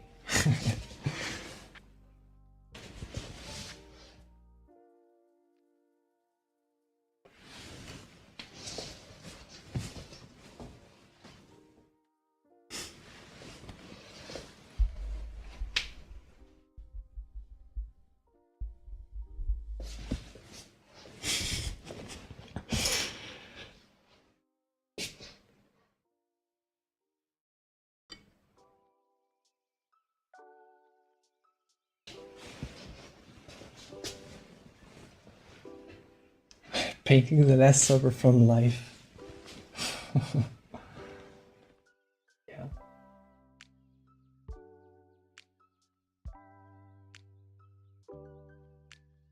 But in a way, isn't every artist who tries to paint these stories kind of inspired by this kind of divine call for, you know, beauty? Even if you don't believe in God, you don't have to be a religious person to understand this you know, this appeal for the sacred, this call for, you know, harmony and beauty.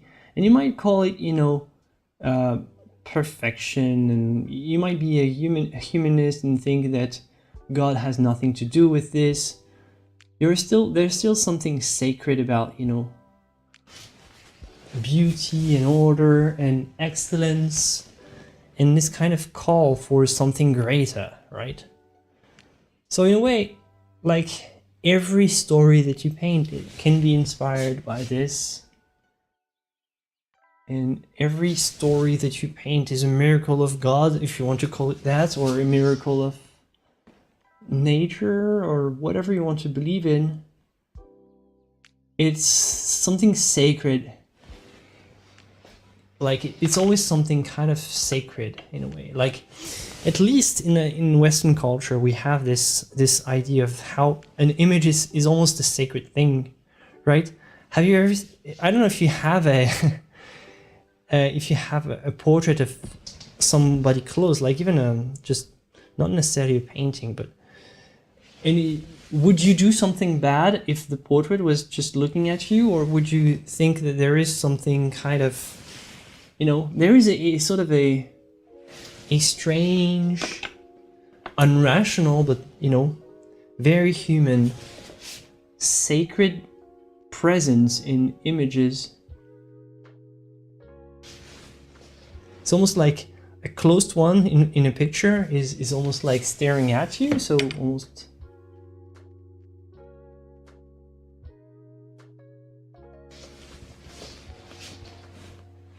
I don't know if you get what I'm saying.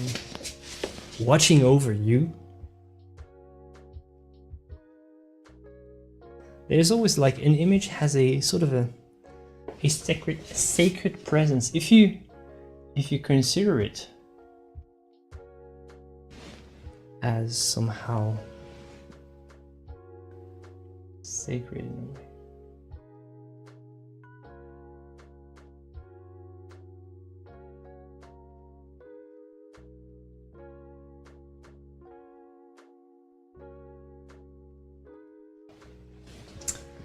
Oh yeah.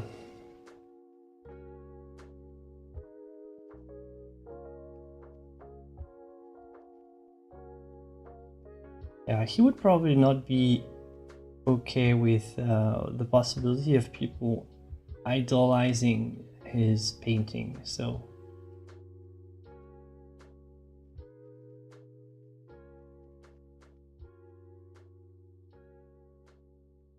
No, I'm not a fan of Rothko. I think it's, well, whatever, if anybody wants to like this kind of art, to me it's kind of the kind of launched a sort of a lazy era of painting, of abstraction.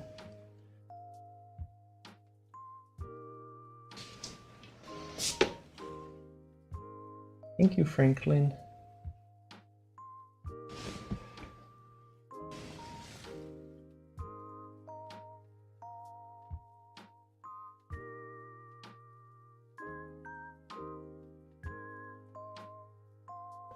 Ah, yeah, transition is always. You have to experience it with a brush in your hand, right? There's no secret about that. All right, so now everybody, I'm going to incorporate some new pigments. So I've got way too much umber. It's going to dry out on my palette. I'm gonna incorporate some. All right, so I'm going to incorporate some vermilion and some transparent iron oxide. So we'd call it burnt sienna. And I don't have true vermilion. True vermilion, like OG vermilion, is actually mercury, I think. So it's toxic. The new vermilion, like modern vermilion, is not, but used to be toxic back in the days. And they would have the apprentices grind it. It's funny how time changed. And I would use this transparent iron oxide, so let's call it a nice transparent burnt sienna. I'm going to start slowly incorporating them very, very thinly. And you'll just see me picking up traces of these paints to slowly build up, but this is still very thin. Very thin. It's still, you can still see you still see the how to say, you still see all the oh man, I lost the pencil lines.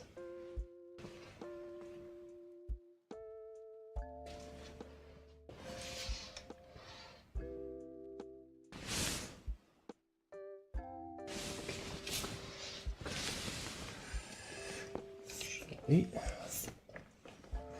like you to see a bit closer. No.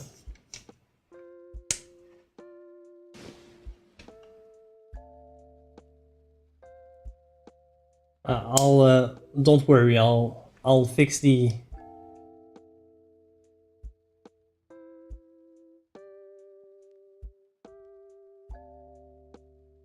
I would like to right now have a, oh, sorry. I would like to have a shot where you can see more of the details of the translucent strokes.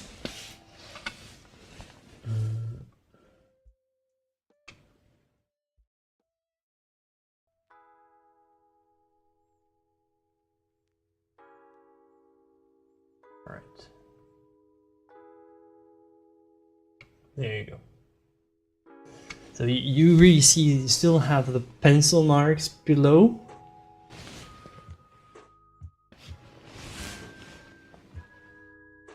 Thank you.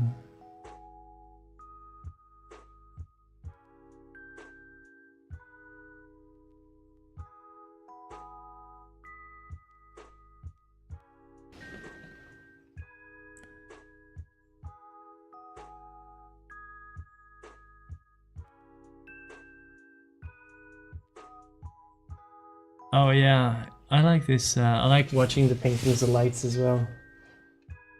It's really cool. The tempera is really something I'm so not used to.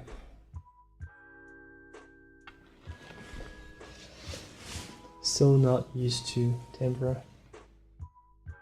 And not something that I would, you know, I would not really consider trying it. I don't know. I know how it might feel like, and nothing of the type of work that I want to create would require this approach, so. Okay, so now I'm trying to bring the color gradually. But I'm still working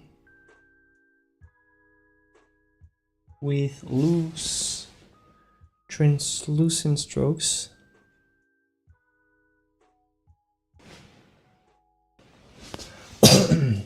Thank you, Hiloa.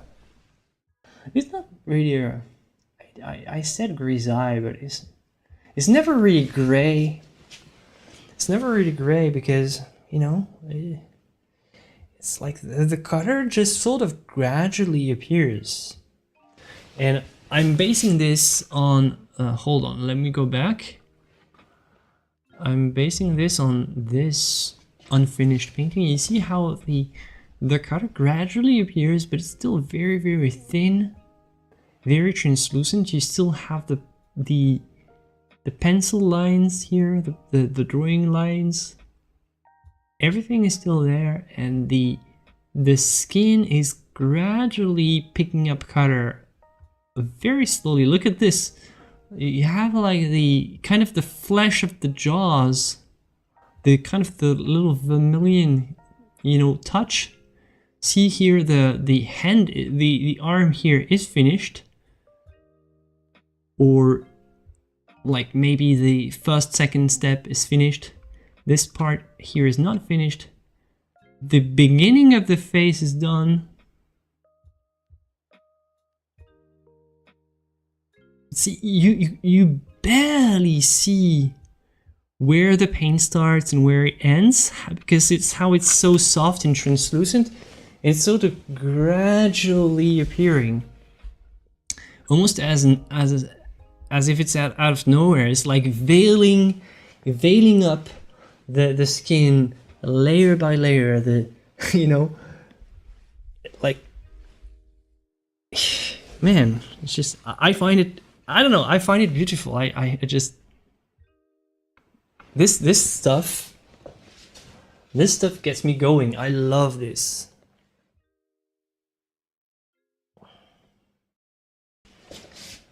He would probably start with this. I assume he was very aware of this, the importance of making this little vermilion, you know, vermilion touch here.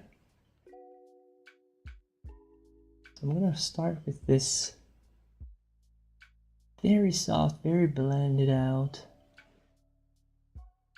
And damn, look at this. Look at how it just illuminates the face immediately.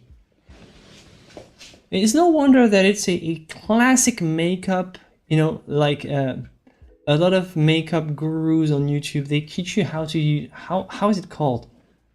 When you put like pink on your cheeks like that? There's surely a term, like a technical makeup term that I'm not aware of. but it blush. Yeah, blush, that's it. You see the importance of blush? Like, hey, by the way, guys, if you really want to learn some important secret, like very unique portrait secrets on how to make a face look more beautiful, just go ahead and watch some makeup tutorials on YouTube. No kidding. No kidding. The makeup tutorials are very often, they have the same basic principles that you would use in an actual painting situation. See how it looks like flesh right here? It looks like there's a tiny bit of flesh that just appeared out of nowhere. It's just so easy, just a touch of blush, so translucent. And even I would say the translucency even, it works even better. Like, you don't need to make it opaque. In this case, making it translucent is what works.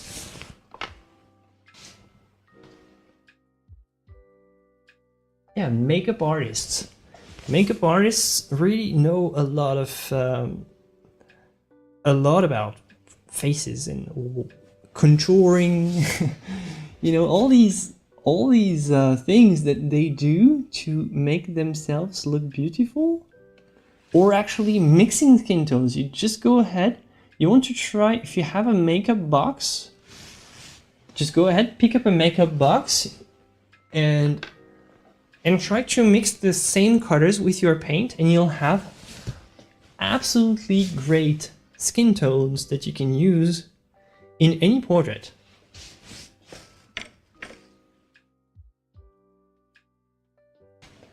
You know, mostly and most likely, the Mona Lisa was actually a lot more vibrant and a lot more colorful than what it feels like today.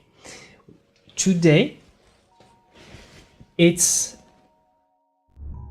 Mona Lisa feels so the Mona Lisa looks so yellow and dusty, and nobody wants to take care of the restoration. You know why?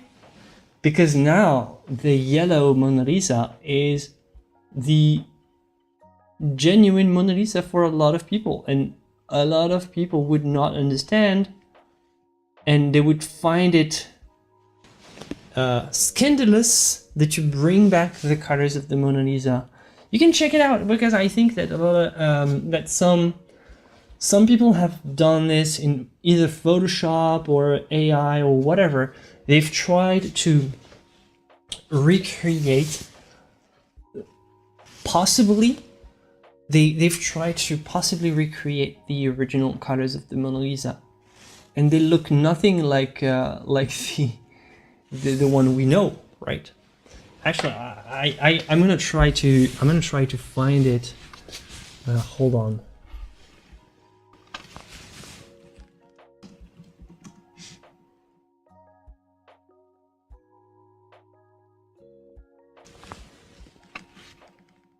Okay.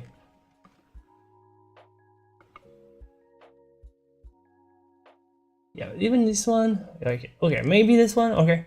Well, let's check this one, for example. This would be how it looked. So much more pink. Much more pink. What could we have?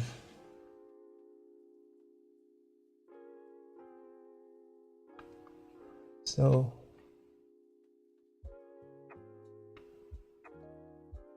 yeah, this is the copy here from his studio, I think. And possibly the original was much closer to this, right? In terms of the colors. But now it looks all yellow like that. But if you restore it to this state, people will be just in shock. It would be very difficult to get people to, you know, be at peace with this idea of how much it changed. Because now we've come to accept that it's like this. And this one, it's actually this version here that I have of this version here that I have, it's still much more yellow. I think it's been restored ever since my version is even way more yellow than what I think it is now.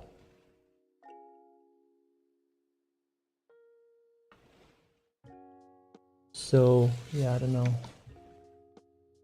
if I can find a new version.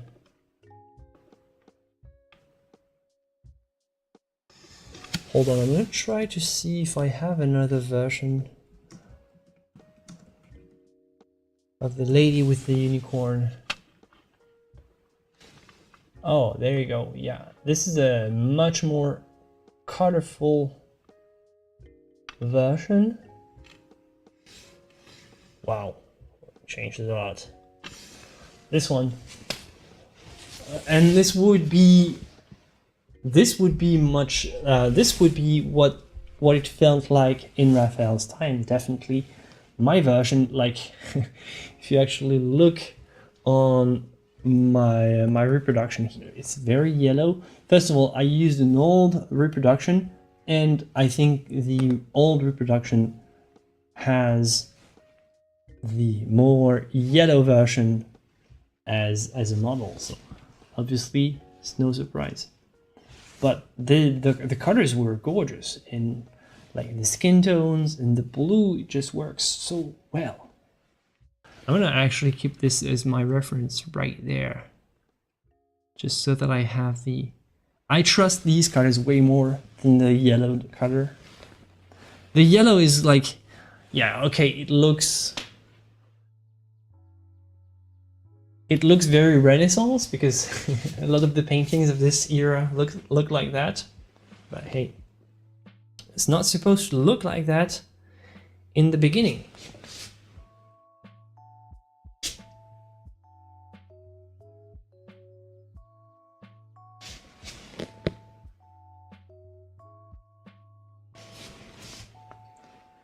But we are going to be patient, right? And we're gonna make the cutters appear very, very slowly. And I don't have to worry about, you know, the pencil lines. See some cross hatching beneath. I don't have to worry about that. It's going to be covered like very naturally. The slow buildup of the layers will be enough to cover it. I don't need to just specifically target, oh, I need to hide the drawing lines. I can keep them for the moment, like they're still here and still see them. And once I stop seeing them, it's a sign that there's just enough paint for the level of realism that you want. So you want to ideally not forget a spot, but it should be naturally covered with, you know, a slow, gradual buildup of paint. So no rush, and you can keep them in this transitional stage. If you look at my palette, you see that I don't have much color, and here this is the color that I used for the jaws. So little goes such a long way. This vermilion here that I'm using, it's a pure raw vermilion, but such a small touch can make such a world of difference. And you just make small touch after small touch, and you'll get somewhere.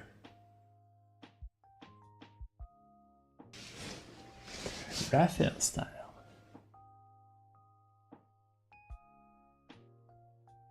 You know, tiny strokes, tiny strokes.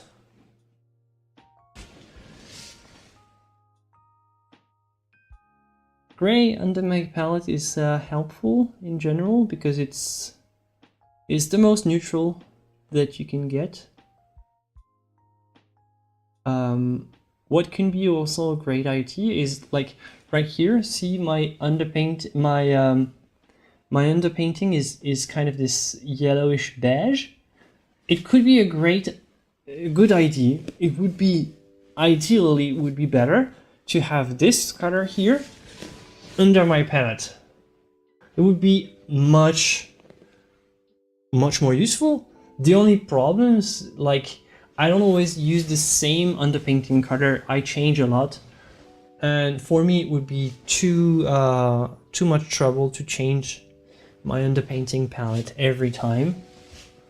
But you can think of a you can actually think of a little system that would work if it's something you'd like.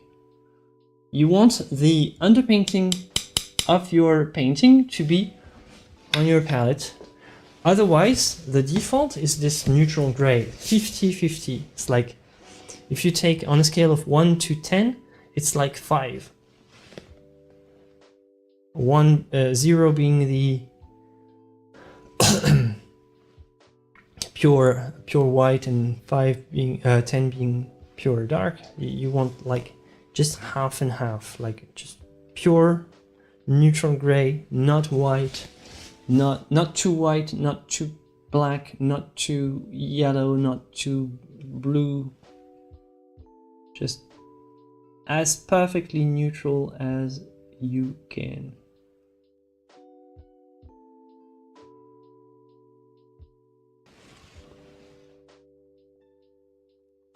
Sounds like painting on stone. It's a panel. Yeah, it's a panel. Raphael's studio was mostly painting on panels, so I'm keeping this tradition.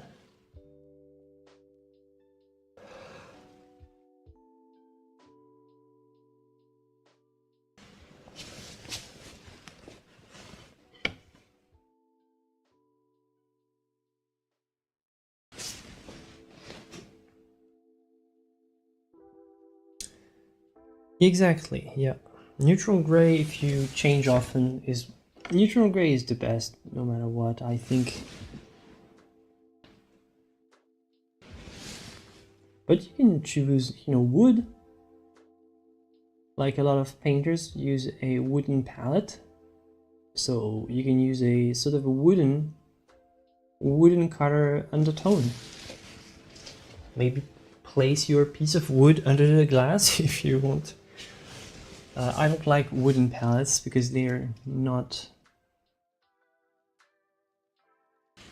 easy enough to clean for my taste. I think that we are going to have to build at least 2 or 3 layers like that. So this is still just a very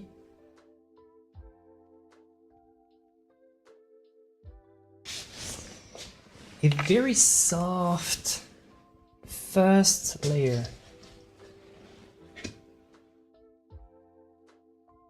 The background has to be finished after the main portrait.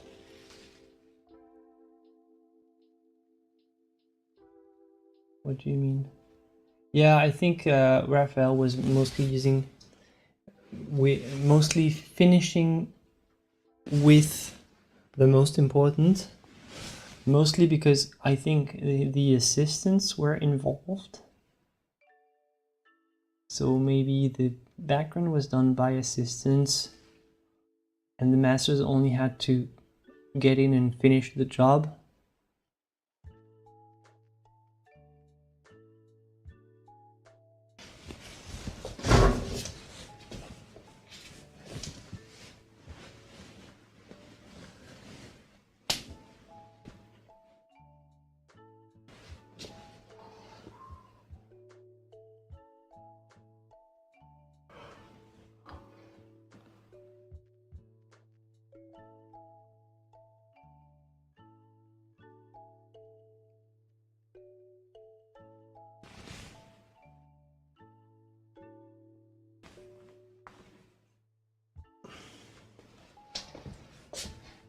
For balance also in color, isn't it smart to work similar? Yeah, it is. Except that with Raphael, you can accept, if you're trying to work in the spirit of Raphael's studio, you can accept a strong separation of the elements, because that's how it was interpreted. Like, you can accept to just paint only the drapery and leave an entire part completely unfinished and fully finish the drapery without worrying about the rest. There was a very, very strong, segregation of the elements.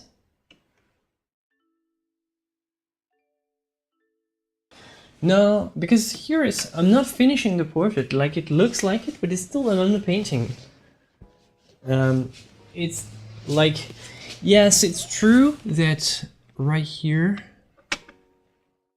for example, in this one, the landscape was done before this stage. That's true. But who knows? Maybe this stage was done before. I can't really be certain. However, I can zoom in and see. Who knows? Who knows what was done first?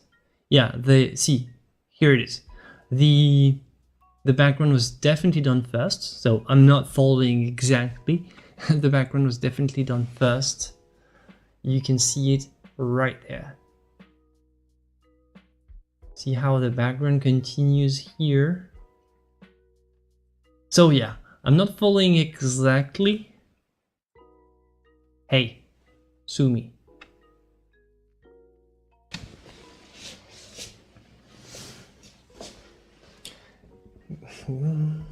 A background could be interesting.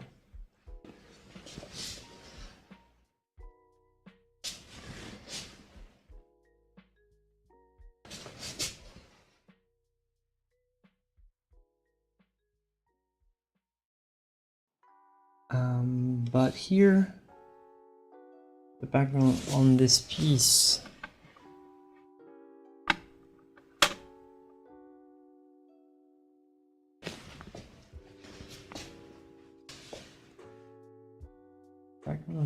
is not super.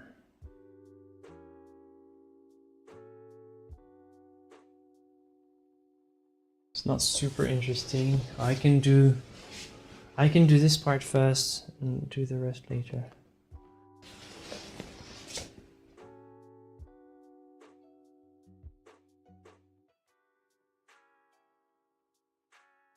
Going to consider this still a part of the underpainting, so it will work.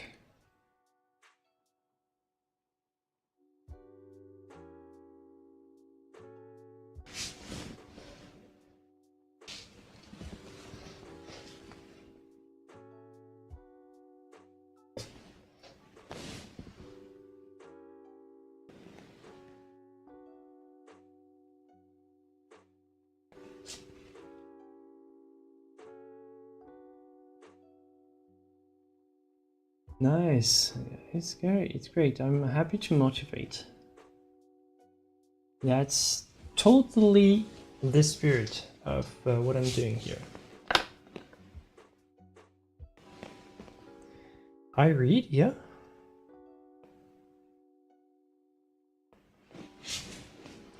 Want to write to me something nice? Hi.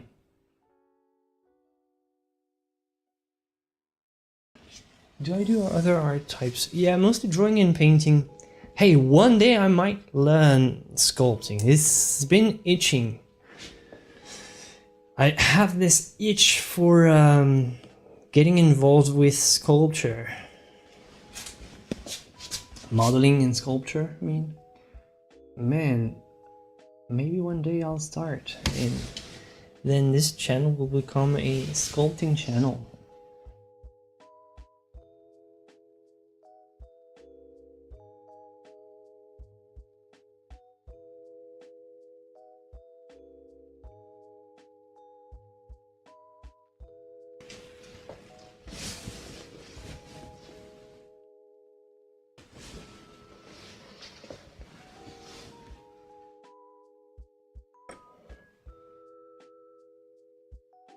I only draw, but maybe one day I'll pick up painting. Nice. That's right.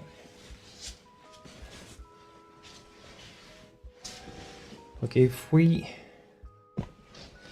get to 100 likes, I'll start making the background in this session.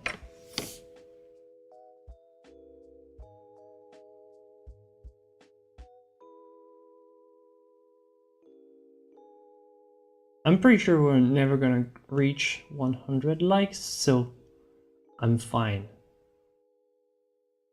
This is an excuse that I'm using because I know I want to go to bed, and I'm pretty sure that we're not gonna reach 100 likes. But if we reach 100 likes, I'll make the background right here, right now. With you beautiful people.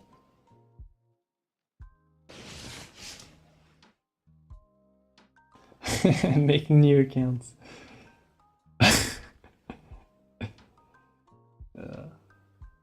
You're silly, but I like this. I like this.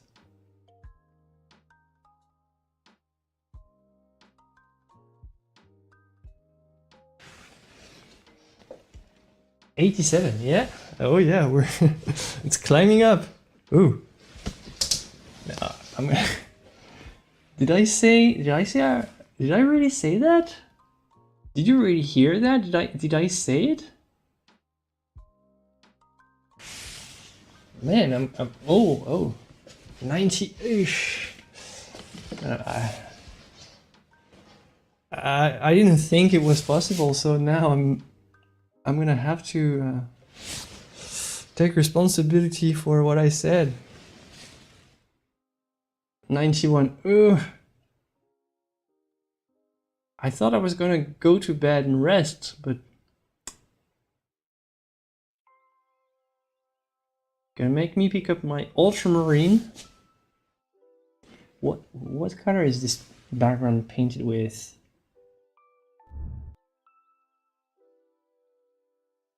Ultramarine. Yeah, mostly. But how, I don't know if my ultramarine is this sky-like.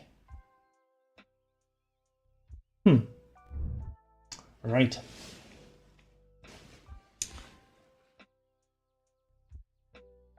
Plus I need to work on this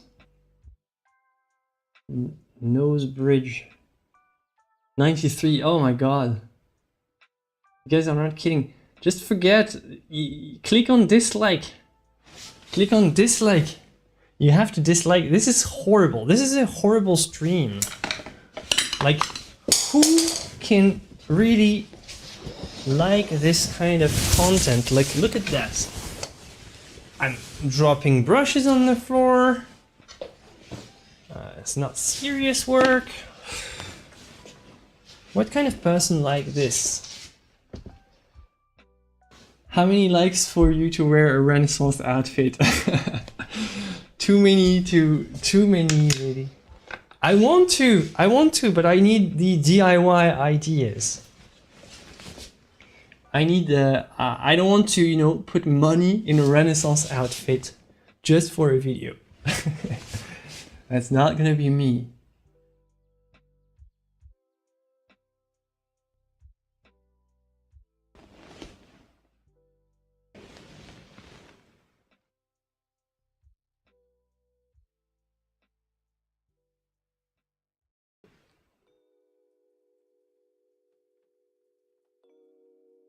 No, I need to find something that I can make myself.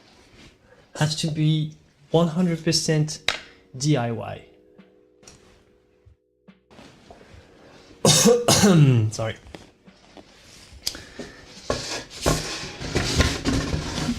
Because I'm pretty sure that the video might not work and might actually... I mean, I know you're all nerds and all, but a Renaissance themed video, you know, it's very nerdy and very niche. So, like, right here we're friends and we're family, but it's very possible that a Renaissance video will completely flop. Because not everybody's interested in the Renaissance. It's not like a very highly popular topic. I find it great. I like it. And I'm pretty sure that you also like it. Like, you're weird. I'm weird. I like weird. But I'm not going to invest money in something that might not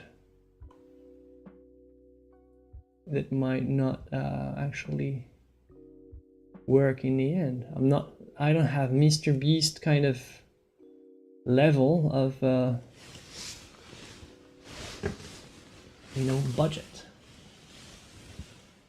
95 likes.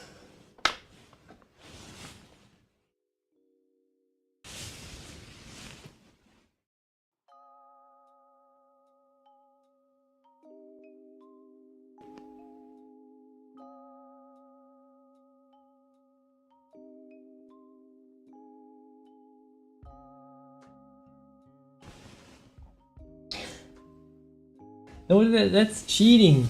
It's cheating if you find new accounts. If you create new accounts. 98, oh gosh.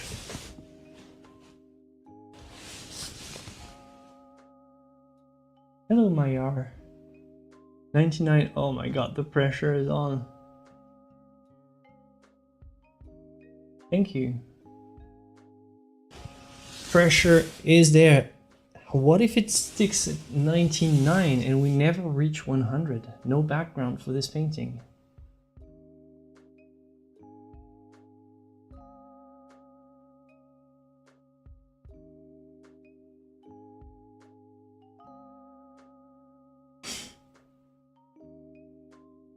It's gonna get stuck at 100. Oh gosh. Yay! All right. So I'll start. So I'll do the background.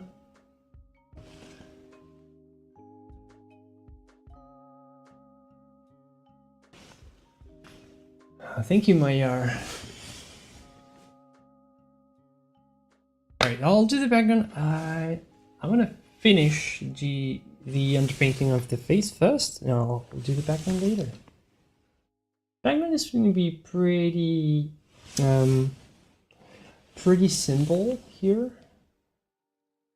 I just have aerial perspective here. You can see mountains here.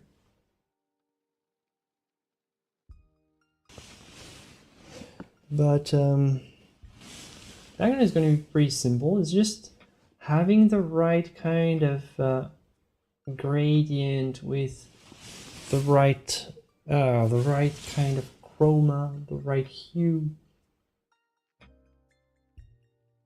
Not going to be very easy, but it's mostly blue, right? I think I can make a nice blue gradient. Shouldn't be too hard. Unstoppable. Yes, I am unstoppable.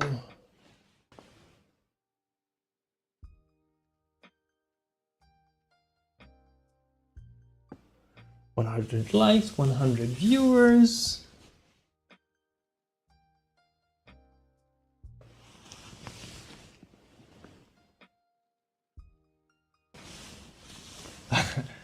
Like espresso time? Maybe. Yeah, I haven't took 2 hours and a half, and I still have not taken a break. So I could, but you know, feel like painting. Like painting is my break. It's my reward and my break at the same time.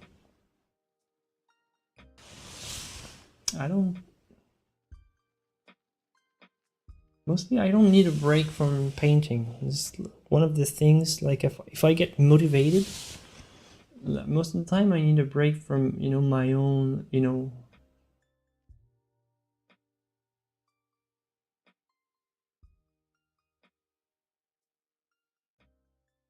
my own head not you know, focusing. But the painting itself is mostly relaxing. What I need a break from is, you know, thinking too much. Like in my paintings, I'm sometimes torturing myself for, you know, artistic decisions, and this is what requires a break. What makes me require a break. But just simply painting when you feel that you know, you've figured out everything, and right here I have nothing to figure out because it's not my work. I'm just trying to copy the model. The illustrious example of the master Raphael. So don't have anything to figure out, and this kind of work is relaxing to me. Like I don't need to take breaks from that. When it's my own painting and my own composition and I need to make all the decisions, then it's a different story, and this gets really more exhausting because like all the pressure is on your shoulders. With this kind of stuff, it's pretty cool, right? I just paint. It's pretty relaxing. I have no decision fatigue. Fatigue.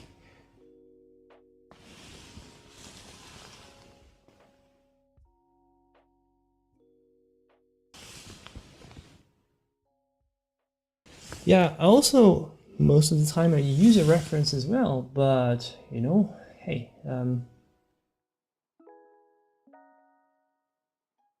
when it's your own art, even your reference is not enough to respond to all the questions and doubts that are part of the creative process.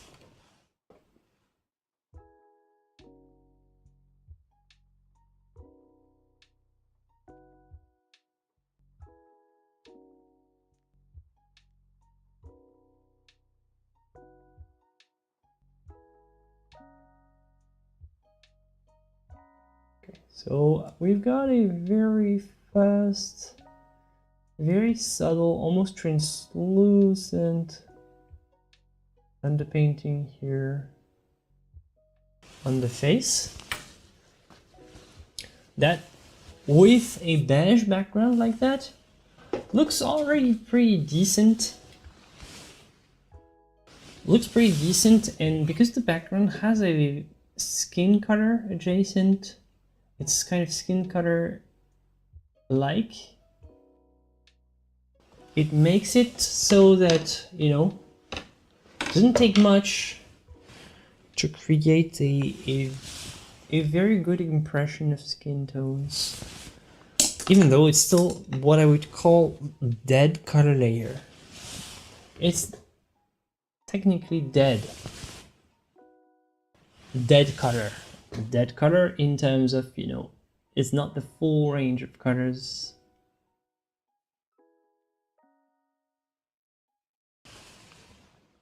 Oh, wife is It's doing great. Like the baby apparently is here to stay for.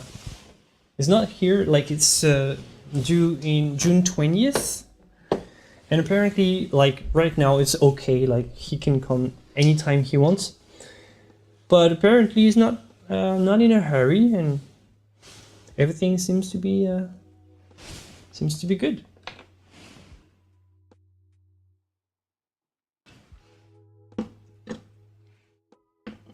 She's starting to look modern. Oh, she is. She's a modern. The good thing about timeless masterpieces is that they feel ever modern. Like, you know, you have evergreen trees and you have ever modern masterpieces.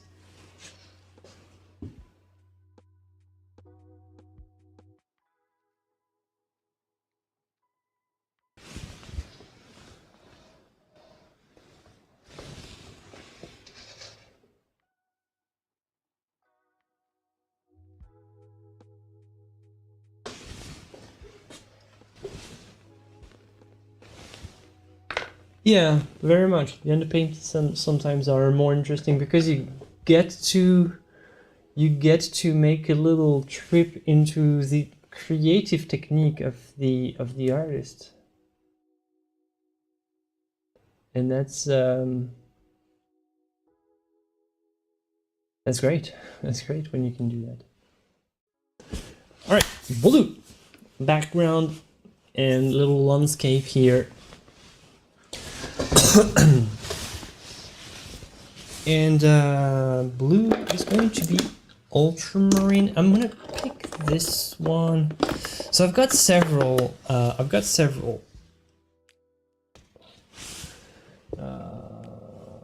Let's see. I've got several. Some of them might be more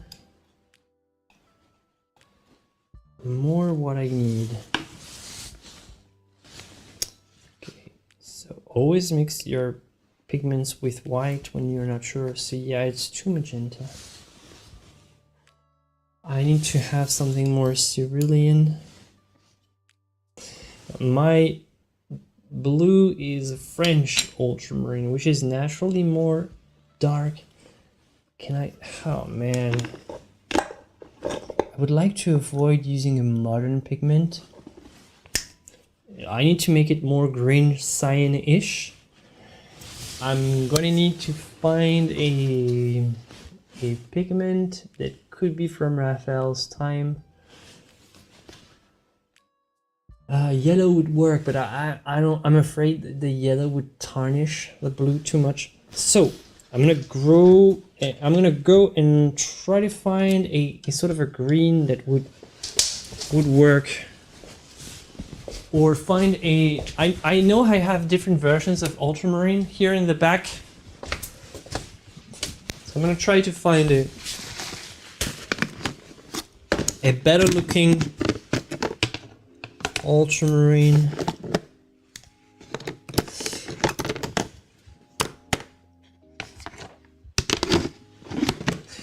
Well, I don't have verdigris, but maybe I can use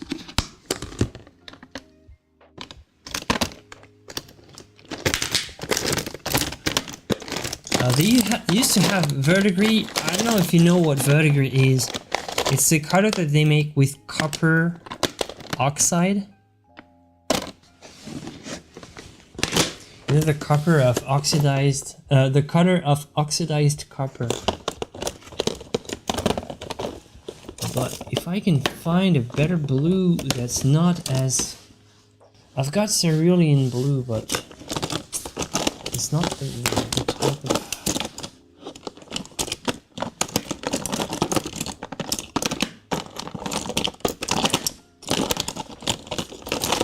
I knew I had some ultramarine, a different one. Alright, well, let's try this.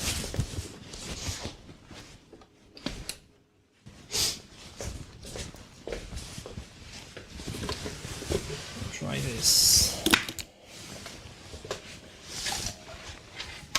What paint brand are you using? A little bit of everything. Mostly Winsor Newton, Michael Harding for my white, Rembrandt. I don't know, the yellow ochre would... I don't know. Let's try with the yellow ochre, but no, I know the yellow ochre would make this way too dull and gray. It's not as vibrant. Maybe for the bottom, but no, definitely not. So, I'm gonna try these. Oh, they're old tubes. Looks like cerulean blue. Well, cerulean was not supposed to be there, but since it was supposed to be... Oh man, it's stuck. It definitely looks like cerulean, and I know I could, with cerulean, I could definitely have something that looks very much like this color, I know. I'm trying to get pigments that would be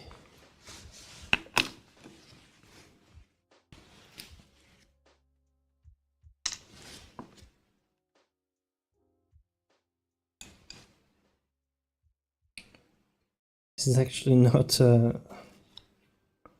it's cobalt green.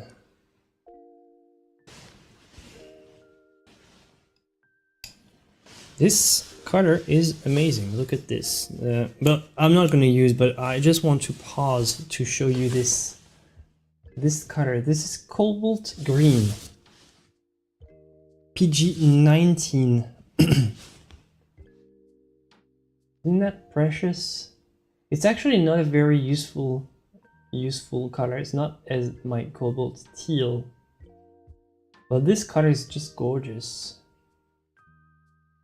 It's a genuine, so expensive. Oh my god, like there's just maybe $1 worth of paint right here on my knife right there. So gonna put it back in the tube safely.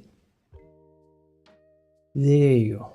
There you go. Back in the tube, little guy. Cobalt. Expensive, my friends. Expensive because of all the EVs that need cobalt. It was never cheap. But damn. Like recently with more and more EVs and batteries and stuff, cobalt has become extremely expensive.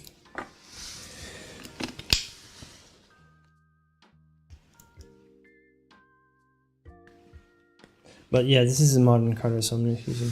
Right. Okay. The cerulean is obviously dead on.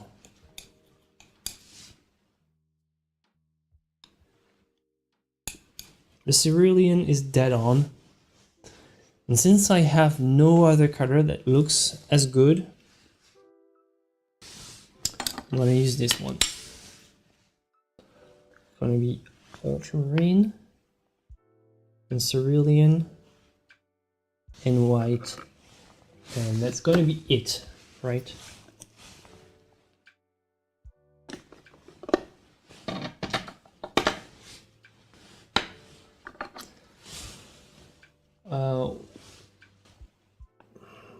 So my cerulean is a Rembrandt. No, a Van Gogh by Tans, so kind of the student grade. My ultramarine is Atelier.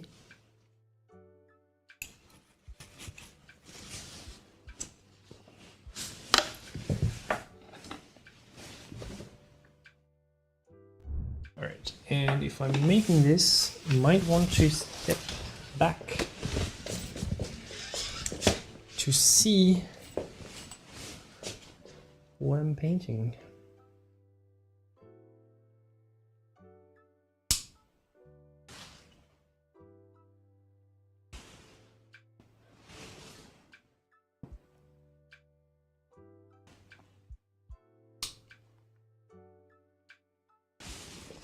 All right.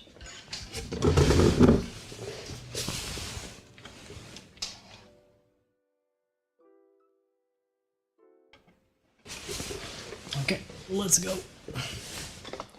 All right, so as requested, background.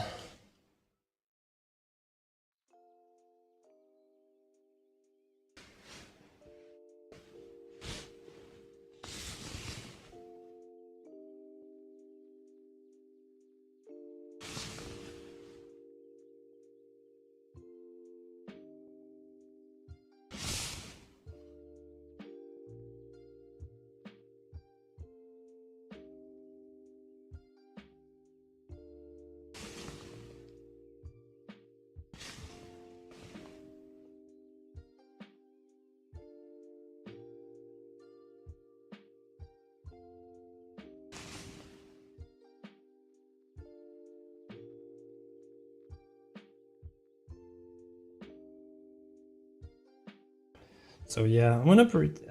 I don't think the cerulean was part of Raphael's Studios palette, so we're gonna cheat. You'll be there to testify that I've cheated. But I'm gonna assume that the fact that they were using natural ultramarine, they had different shades and all, and that some shades were naturally looking like that.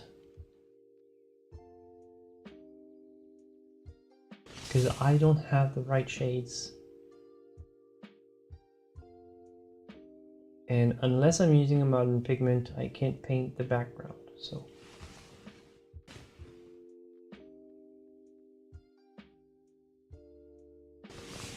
You'll be in the...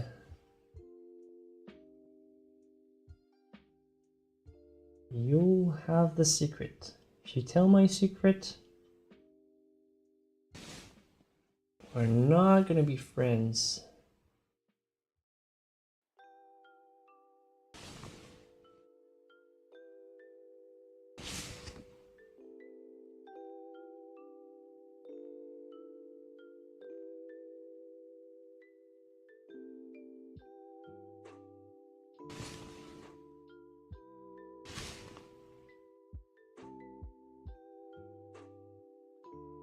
Oh yeah, you'll see the blue background will make the skin tones.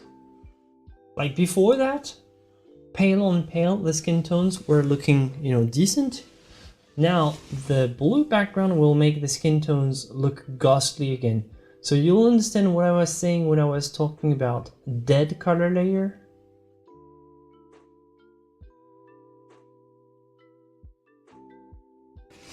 Yeah, but I'm not. I don't care if I'm making it a little bit of overlap. Right now, I still consider this the same phase, so I can allow myself a little overlap. That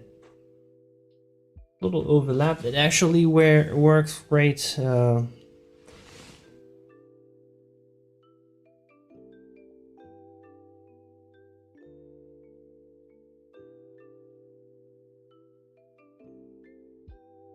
Azurit, which was painted a bit more green. I know that they had verdigris, which is copper sulfide or copper oxide, I don't know.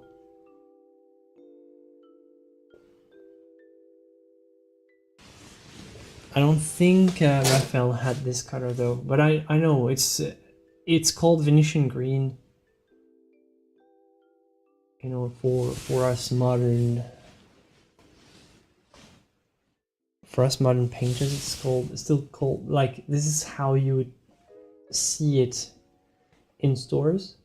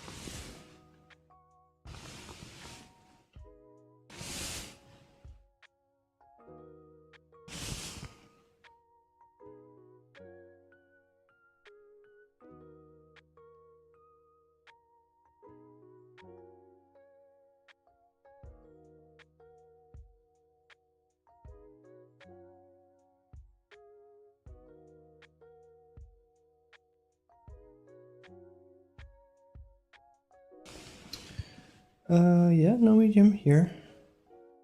It's fluid enough.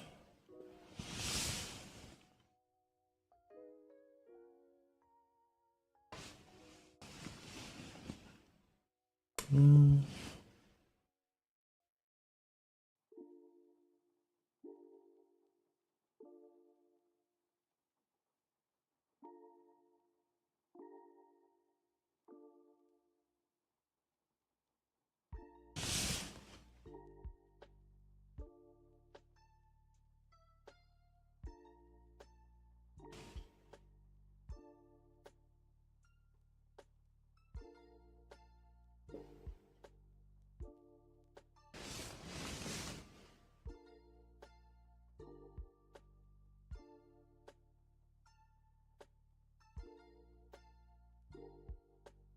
No, the linseed oil is in the paint, like is the paint tube in the paint tube by default. So if the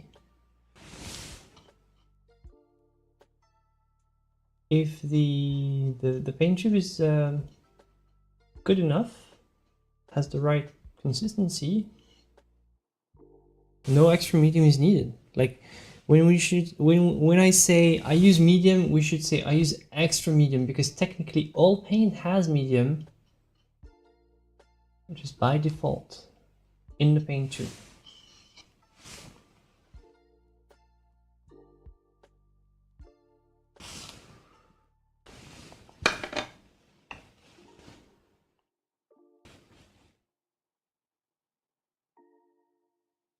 She looks like the Madonna del Granduca. Yeah, well, a lot of Raphael's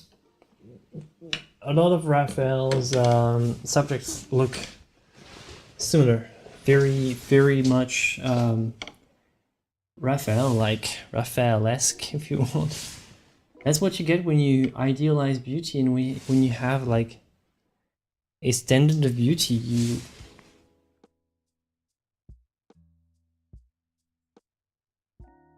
you keep the perfection that you attain.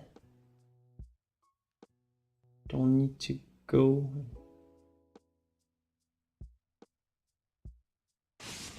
So once you reach a certain style and certain like canon, I'm making little stripes, and then I'll blend and try to use a sort of a more Renaissance kind of painting, a little stripy stippling stripes here. Now I'll blend with a big brush, a big soft brush.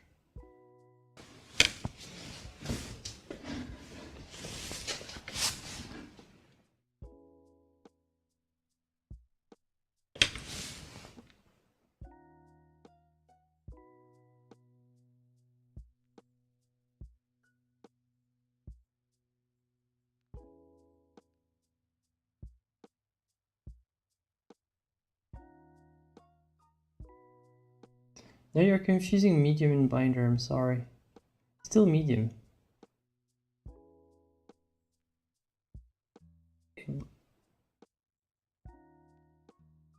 Still a medium. Medium is just what drives the pigments and allow them to not be just a powder. And the binder is a part of the medium, is the part of the medium that solidifies and cures. The solvent, or the thinner if you want, is the part of the medium that evaporates, but it's still, you can use a thinner as a medium and a binder as a medium.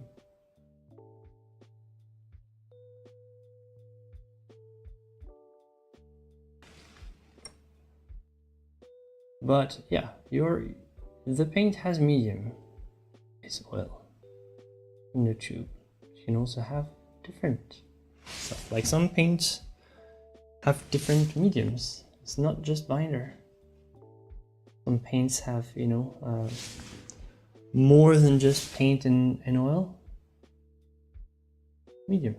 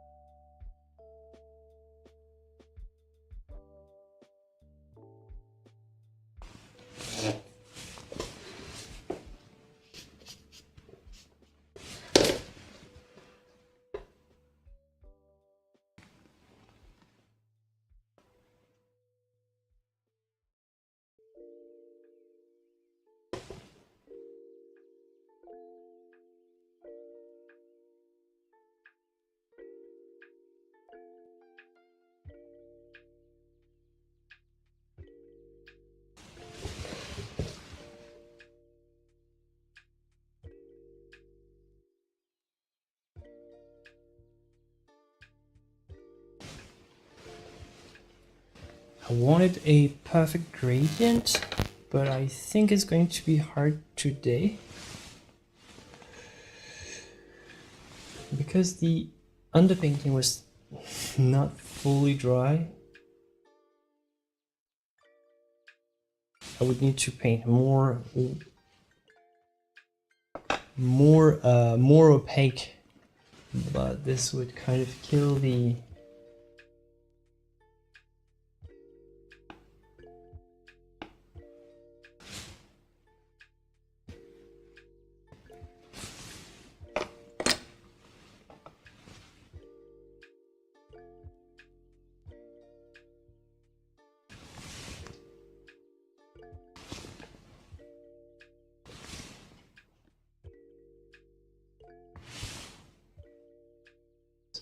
use my cerulean because it's more opaque.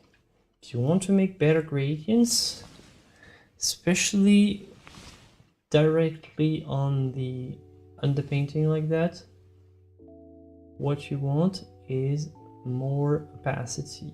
More opacity means better gradients.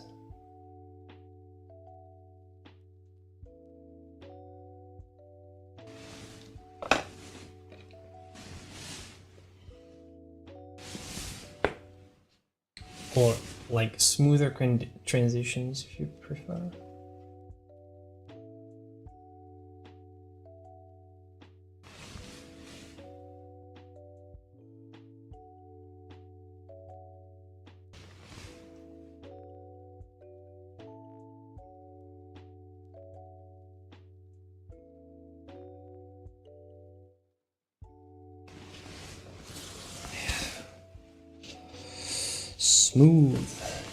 Smoothness,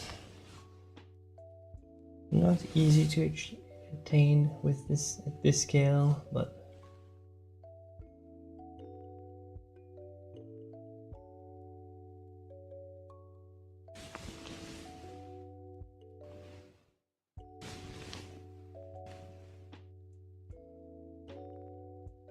well, it's nice that they have that Renaissance fair kind of stuff.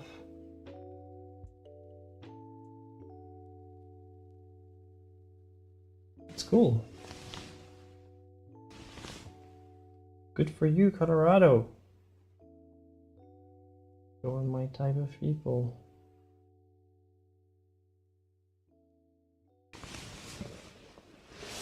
Okay, now let's go for the little landscape.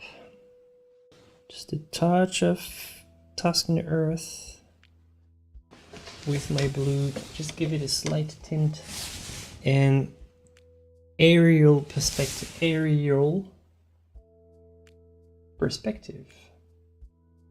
Actually, I noticed here that this mountain here. All right, go to a Renaissance fair and steal a costume there. Yeah, that's an idea. It's an idea. Stealing is always the idea that comes to my mind.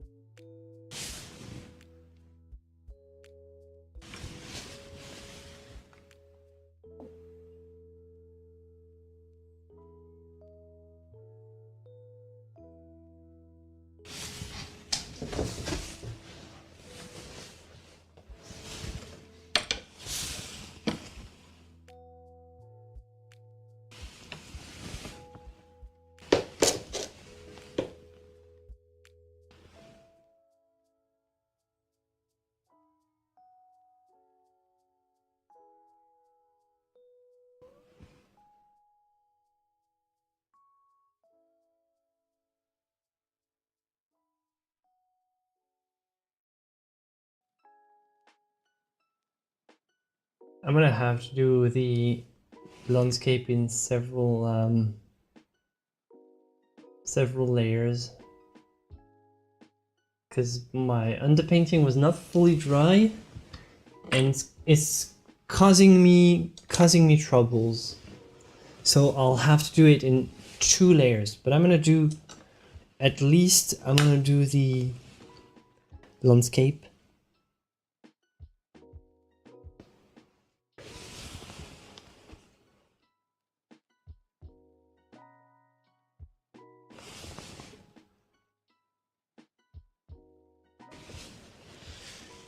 Oh yeah, well, you have to have good lights and understand how to do proper color balance on your camera,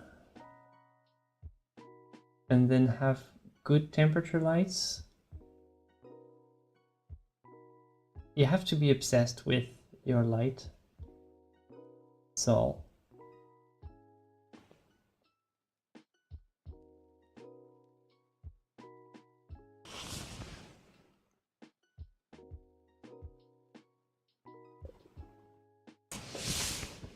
very much an obsession with light.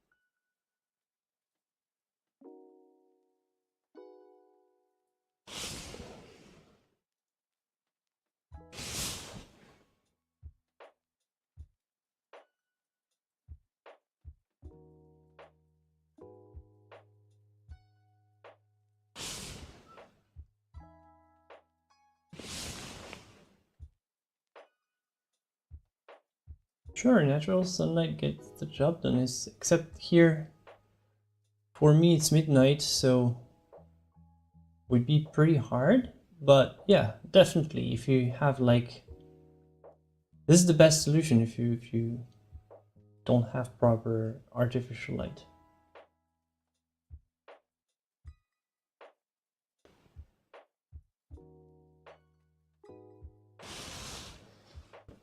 I don't know, I don't have the full analysis of this painting. Don't know exactly how many layers he had.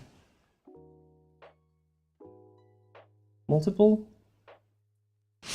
At least 3, 4, depending on the parts. Like I often say, it's like not all the areas of the painting get the same type of treatment.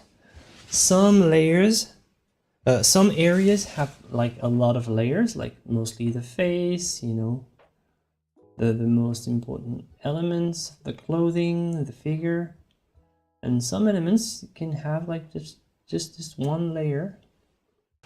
And if it works, it works, and leave it at that.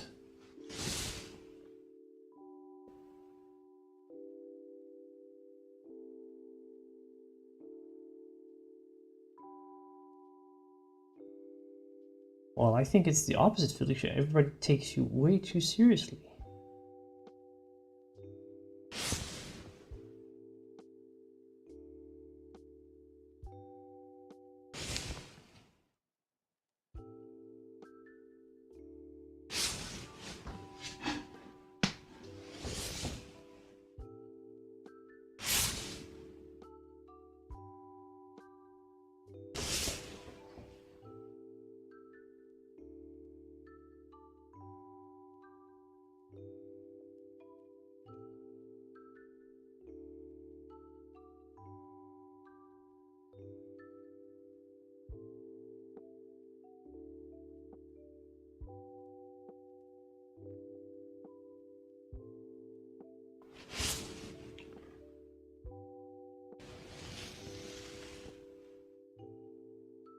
No, but that was very serious. Like you suggested it, Felicia's. Now I have to commit a crime. It's now you can't go back.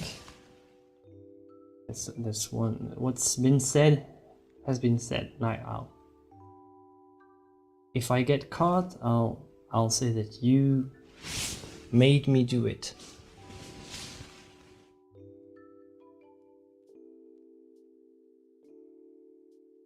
So, how come you stole this Renaissance hat for this gentleman?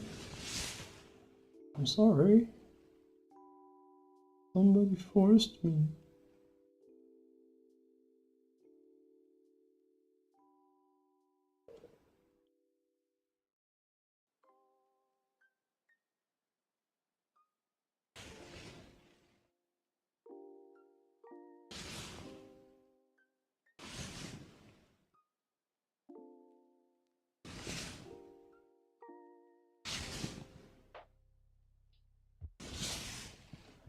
Thank you, RDK.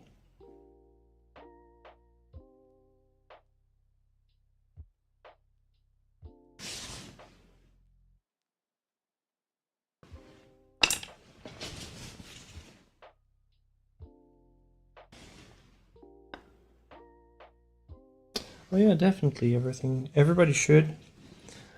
Although it's not for everybody, and I know how um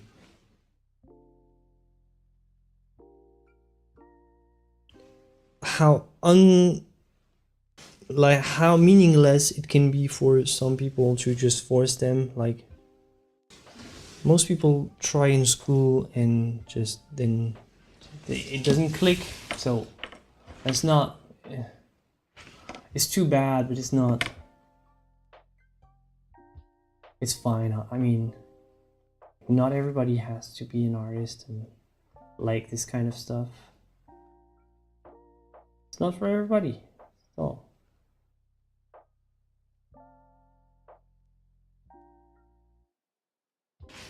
for the kids, yeah, for the kids it's important that they are educated. But then after that, you can't force this kind of stuff on people. Either they feel a connection or not.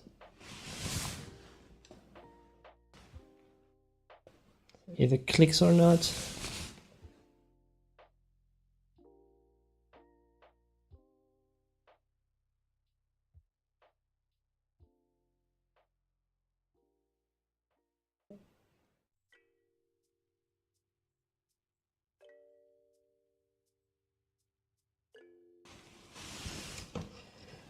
Sure, I think what's been hurting the value, how people perceive art is also, the big modernist trend that has created people that feel very much alienated with art. And actually they're not alienated with art, they're alienated with contemporary art, because contemporary art alienates itself and like treats the public as, just a mass of idiots that need to be educated to, if you don't understand the pile of trash in the middle of an empty room, you need to be educated because you're not savvy enough.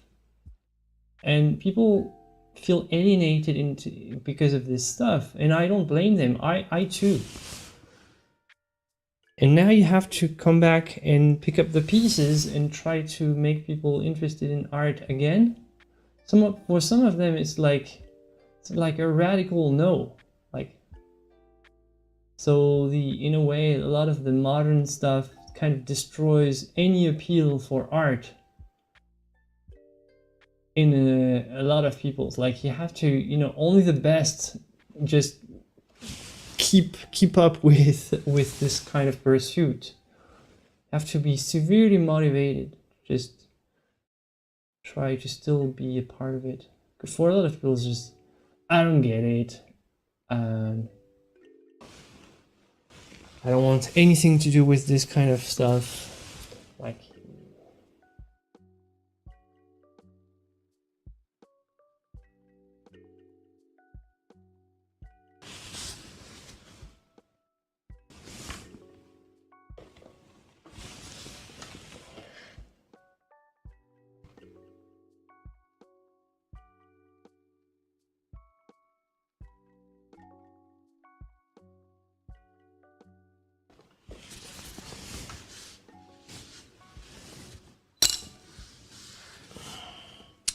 technically, you could glaze the blue here.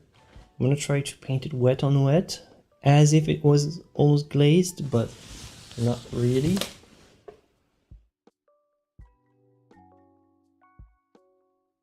Like right here.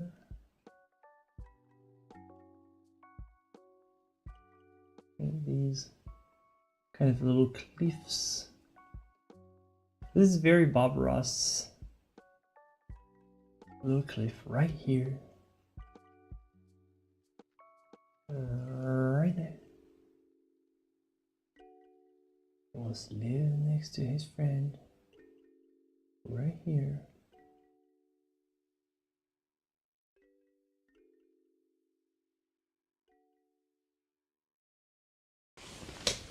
Painting happy trees. There's actually a happy little city like here.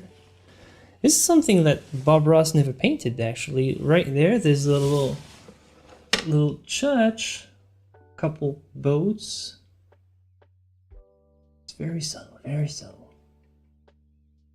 Happy tree like here.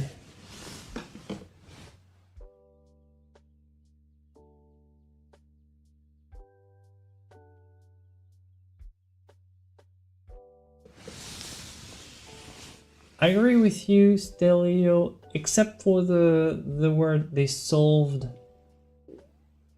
everything. No, they have not. They have paved the way. And we just have to continue and just continue and build up on their legacy. They have definitely paved the way. They haven't solved everything because there is still art to be painted, still stories to be said that they could not have done. That couldn't be, they couldn't paint certain stuff that now we can. Like, they even have, like, some cutters of our time were not present for theirs, like the neon lights, all these cutters that we have are there for us to see, but they couldn't experience them.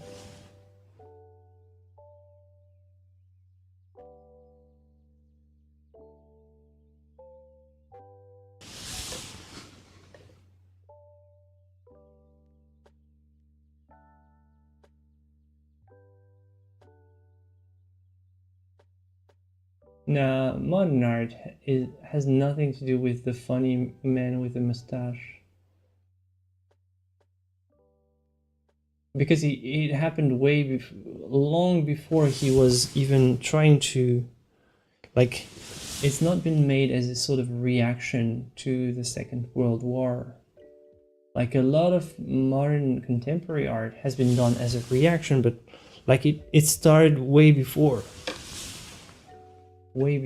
So it's modern art is just a reflection of the modern world and the transformations of our civilization after the Industrial Revolution. So art has changed because our time has changed.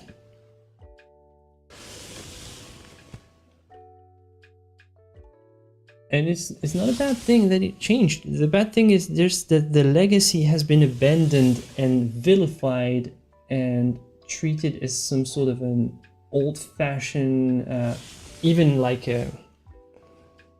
some sort of a fascist legacy. Like, painting well has been considered, like, genuinely in some modernist art schools, if you say you want to paint well, they're going to treat you as some sort of a conservative, fascist, just for painting figuratively and not just throwing poop at a canvas.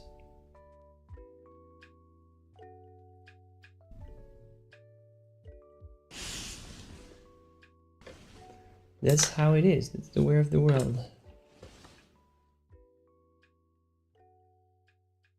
The modern art, I don't care about modern art. I just care that we've lost a living treasure, which is the tradition of the masters of the past. We can't allow it to happen. Like, we can't allow a living treasure to just die. And the tradition is a living treasure. Like, the masters of the past have left us a legacy. I think it's our duty to keep it alive.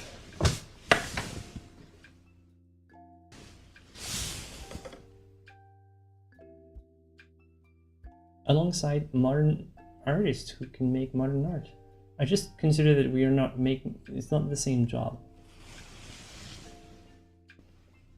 You can paint modern art, I don't care. It's just, we're not doing the same type of jobs. It's just, go ahead and have fun.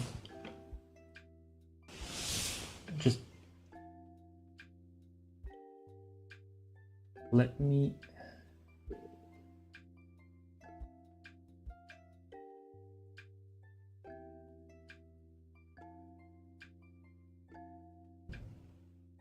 celebrity, the cult of provocation for provocation's sake, innovation at all costs, disdain for tradition,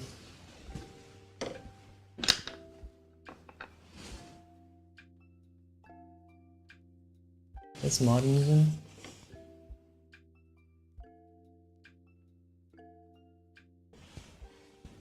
It brought a lot of good things though. Modernism has brought like a lot of innovation, good innovations to a world that was kind of stale, a world of art that was kind of stale.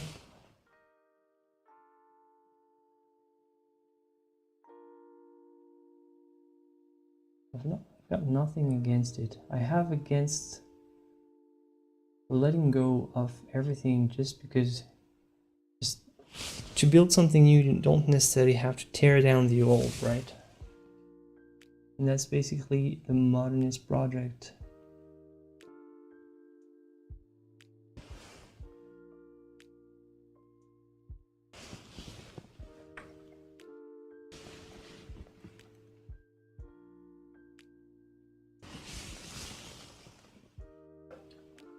The brand, a little bit of all, Winsor Newton,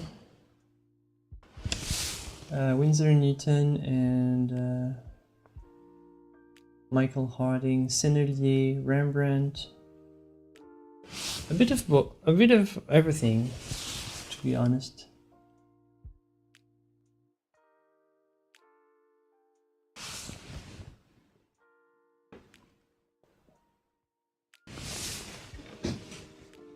Yeah, it's an interesting idea. It's part of the cycle of you abandon, then you come back to it, you rediscover it.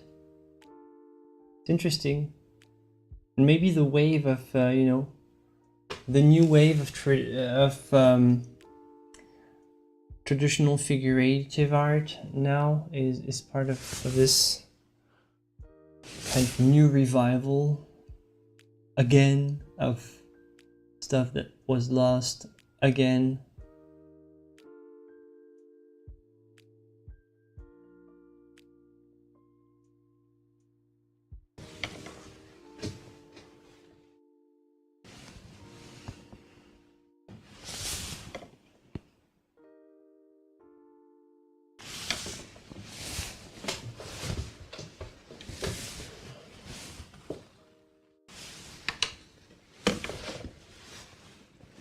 They defounded arts in curricula decades ago. I know I didn't.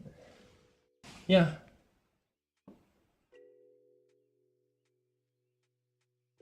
But it was on purpose. Like, for example, in France, it's not just defunding. It's not defunding figurative tradition. The figurative tradition has been banned, almost like mocked and banned. And we have, I know because we have the schools, and I visited them, and when I visited them as a young student, I decided not to go and study there because, you know, I have, you know, behind my back there, I have casts. You know, all these casts are, you know, reproductions, like plaster reproductions of antique sculptures and, you know, classical sculptures. And we used to have a huge collection of these in our, you know, our main art school in France, in Paris, the main one that I've visited, and that I wanted to get in at some point. I thought about joining, right? But you know, they have not even like preserved these. They, like the students right now, they use it to make, you know, parodies of art.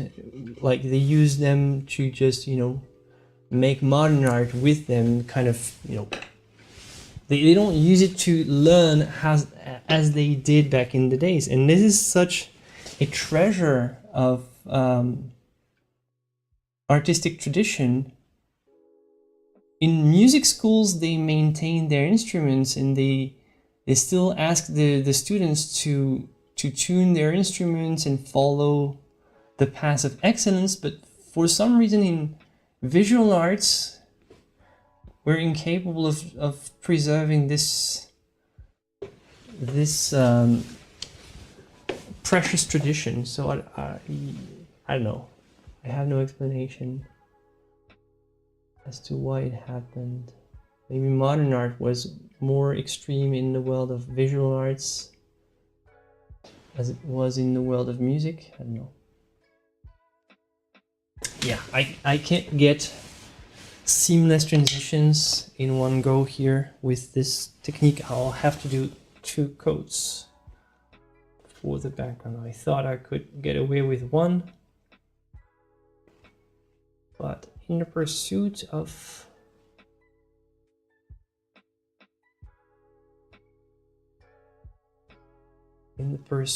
the excellence of the copy that I want to make, I'll have to wait.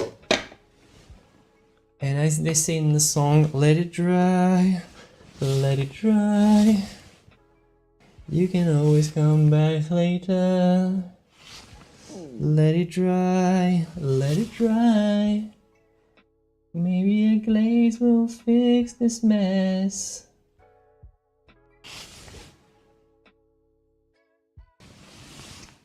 Exactly, like they think they have their own style, but in reality they lack skills. This is well said. They call it style, but it's actually just a lack of skills.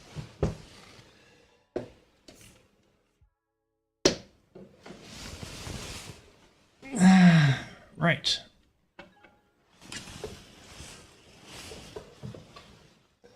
Yeah, but I'm getting nowhere wet on wet because of the texture of my underpainting of my surface, and because of the transparency of my pigments. So I'm not accomplishing much. Hello, Italy! Where in Italy are you? Firenze? Urbino? Because we're studying from one of your wonderful forefathers here. So it's an honor to have someone from this wonderful country who gave us Raphael. Thank you. Thank you.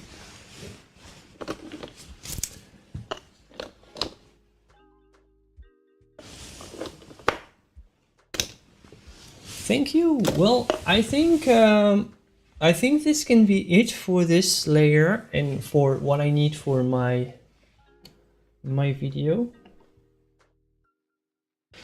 So I'm gonna leave it at that point for now. 3 hours and a half. That's pretty good. So yeah, I think I'm gonna leave it at, yeah, that's Raphael Stanzio, exactly. You're from Milano, okay. Hello to Milano, shout out to Milano. Unfortunately, this is the end of the stream in Milano, so you'll have to rewind if you want to look at the beginning, watch the beginning, because I'm tuning off. But yeah, thanks for being here, my friends, and I'll see you for part 3, and we'll continue this, I promise. We'll still have some exciting work and exciting things to learn with Raphael. And I'll see you for the next one, my friends.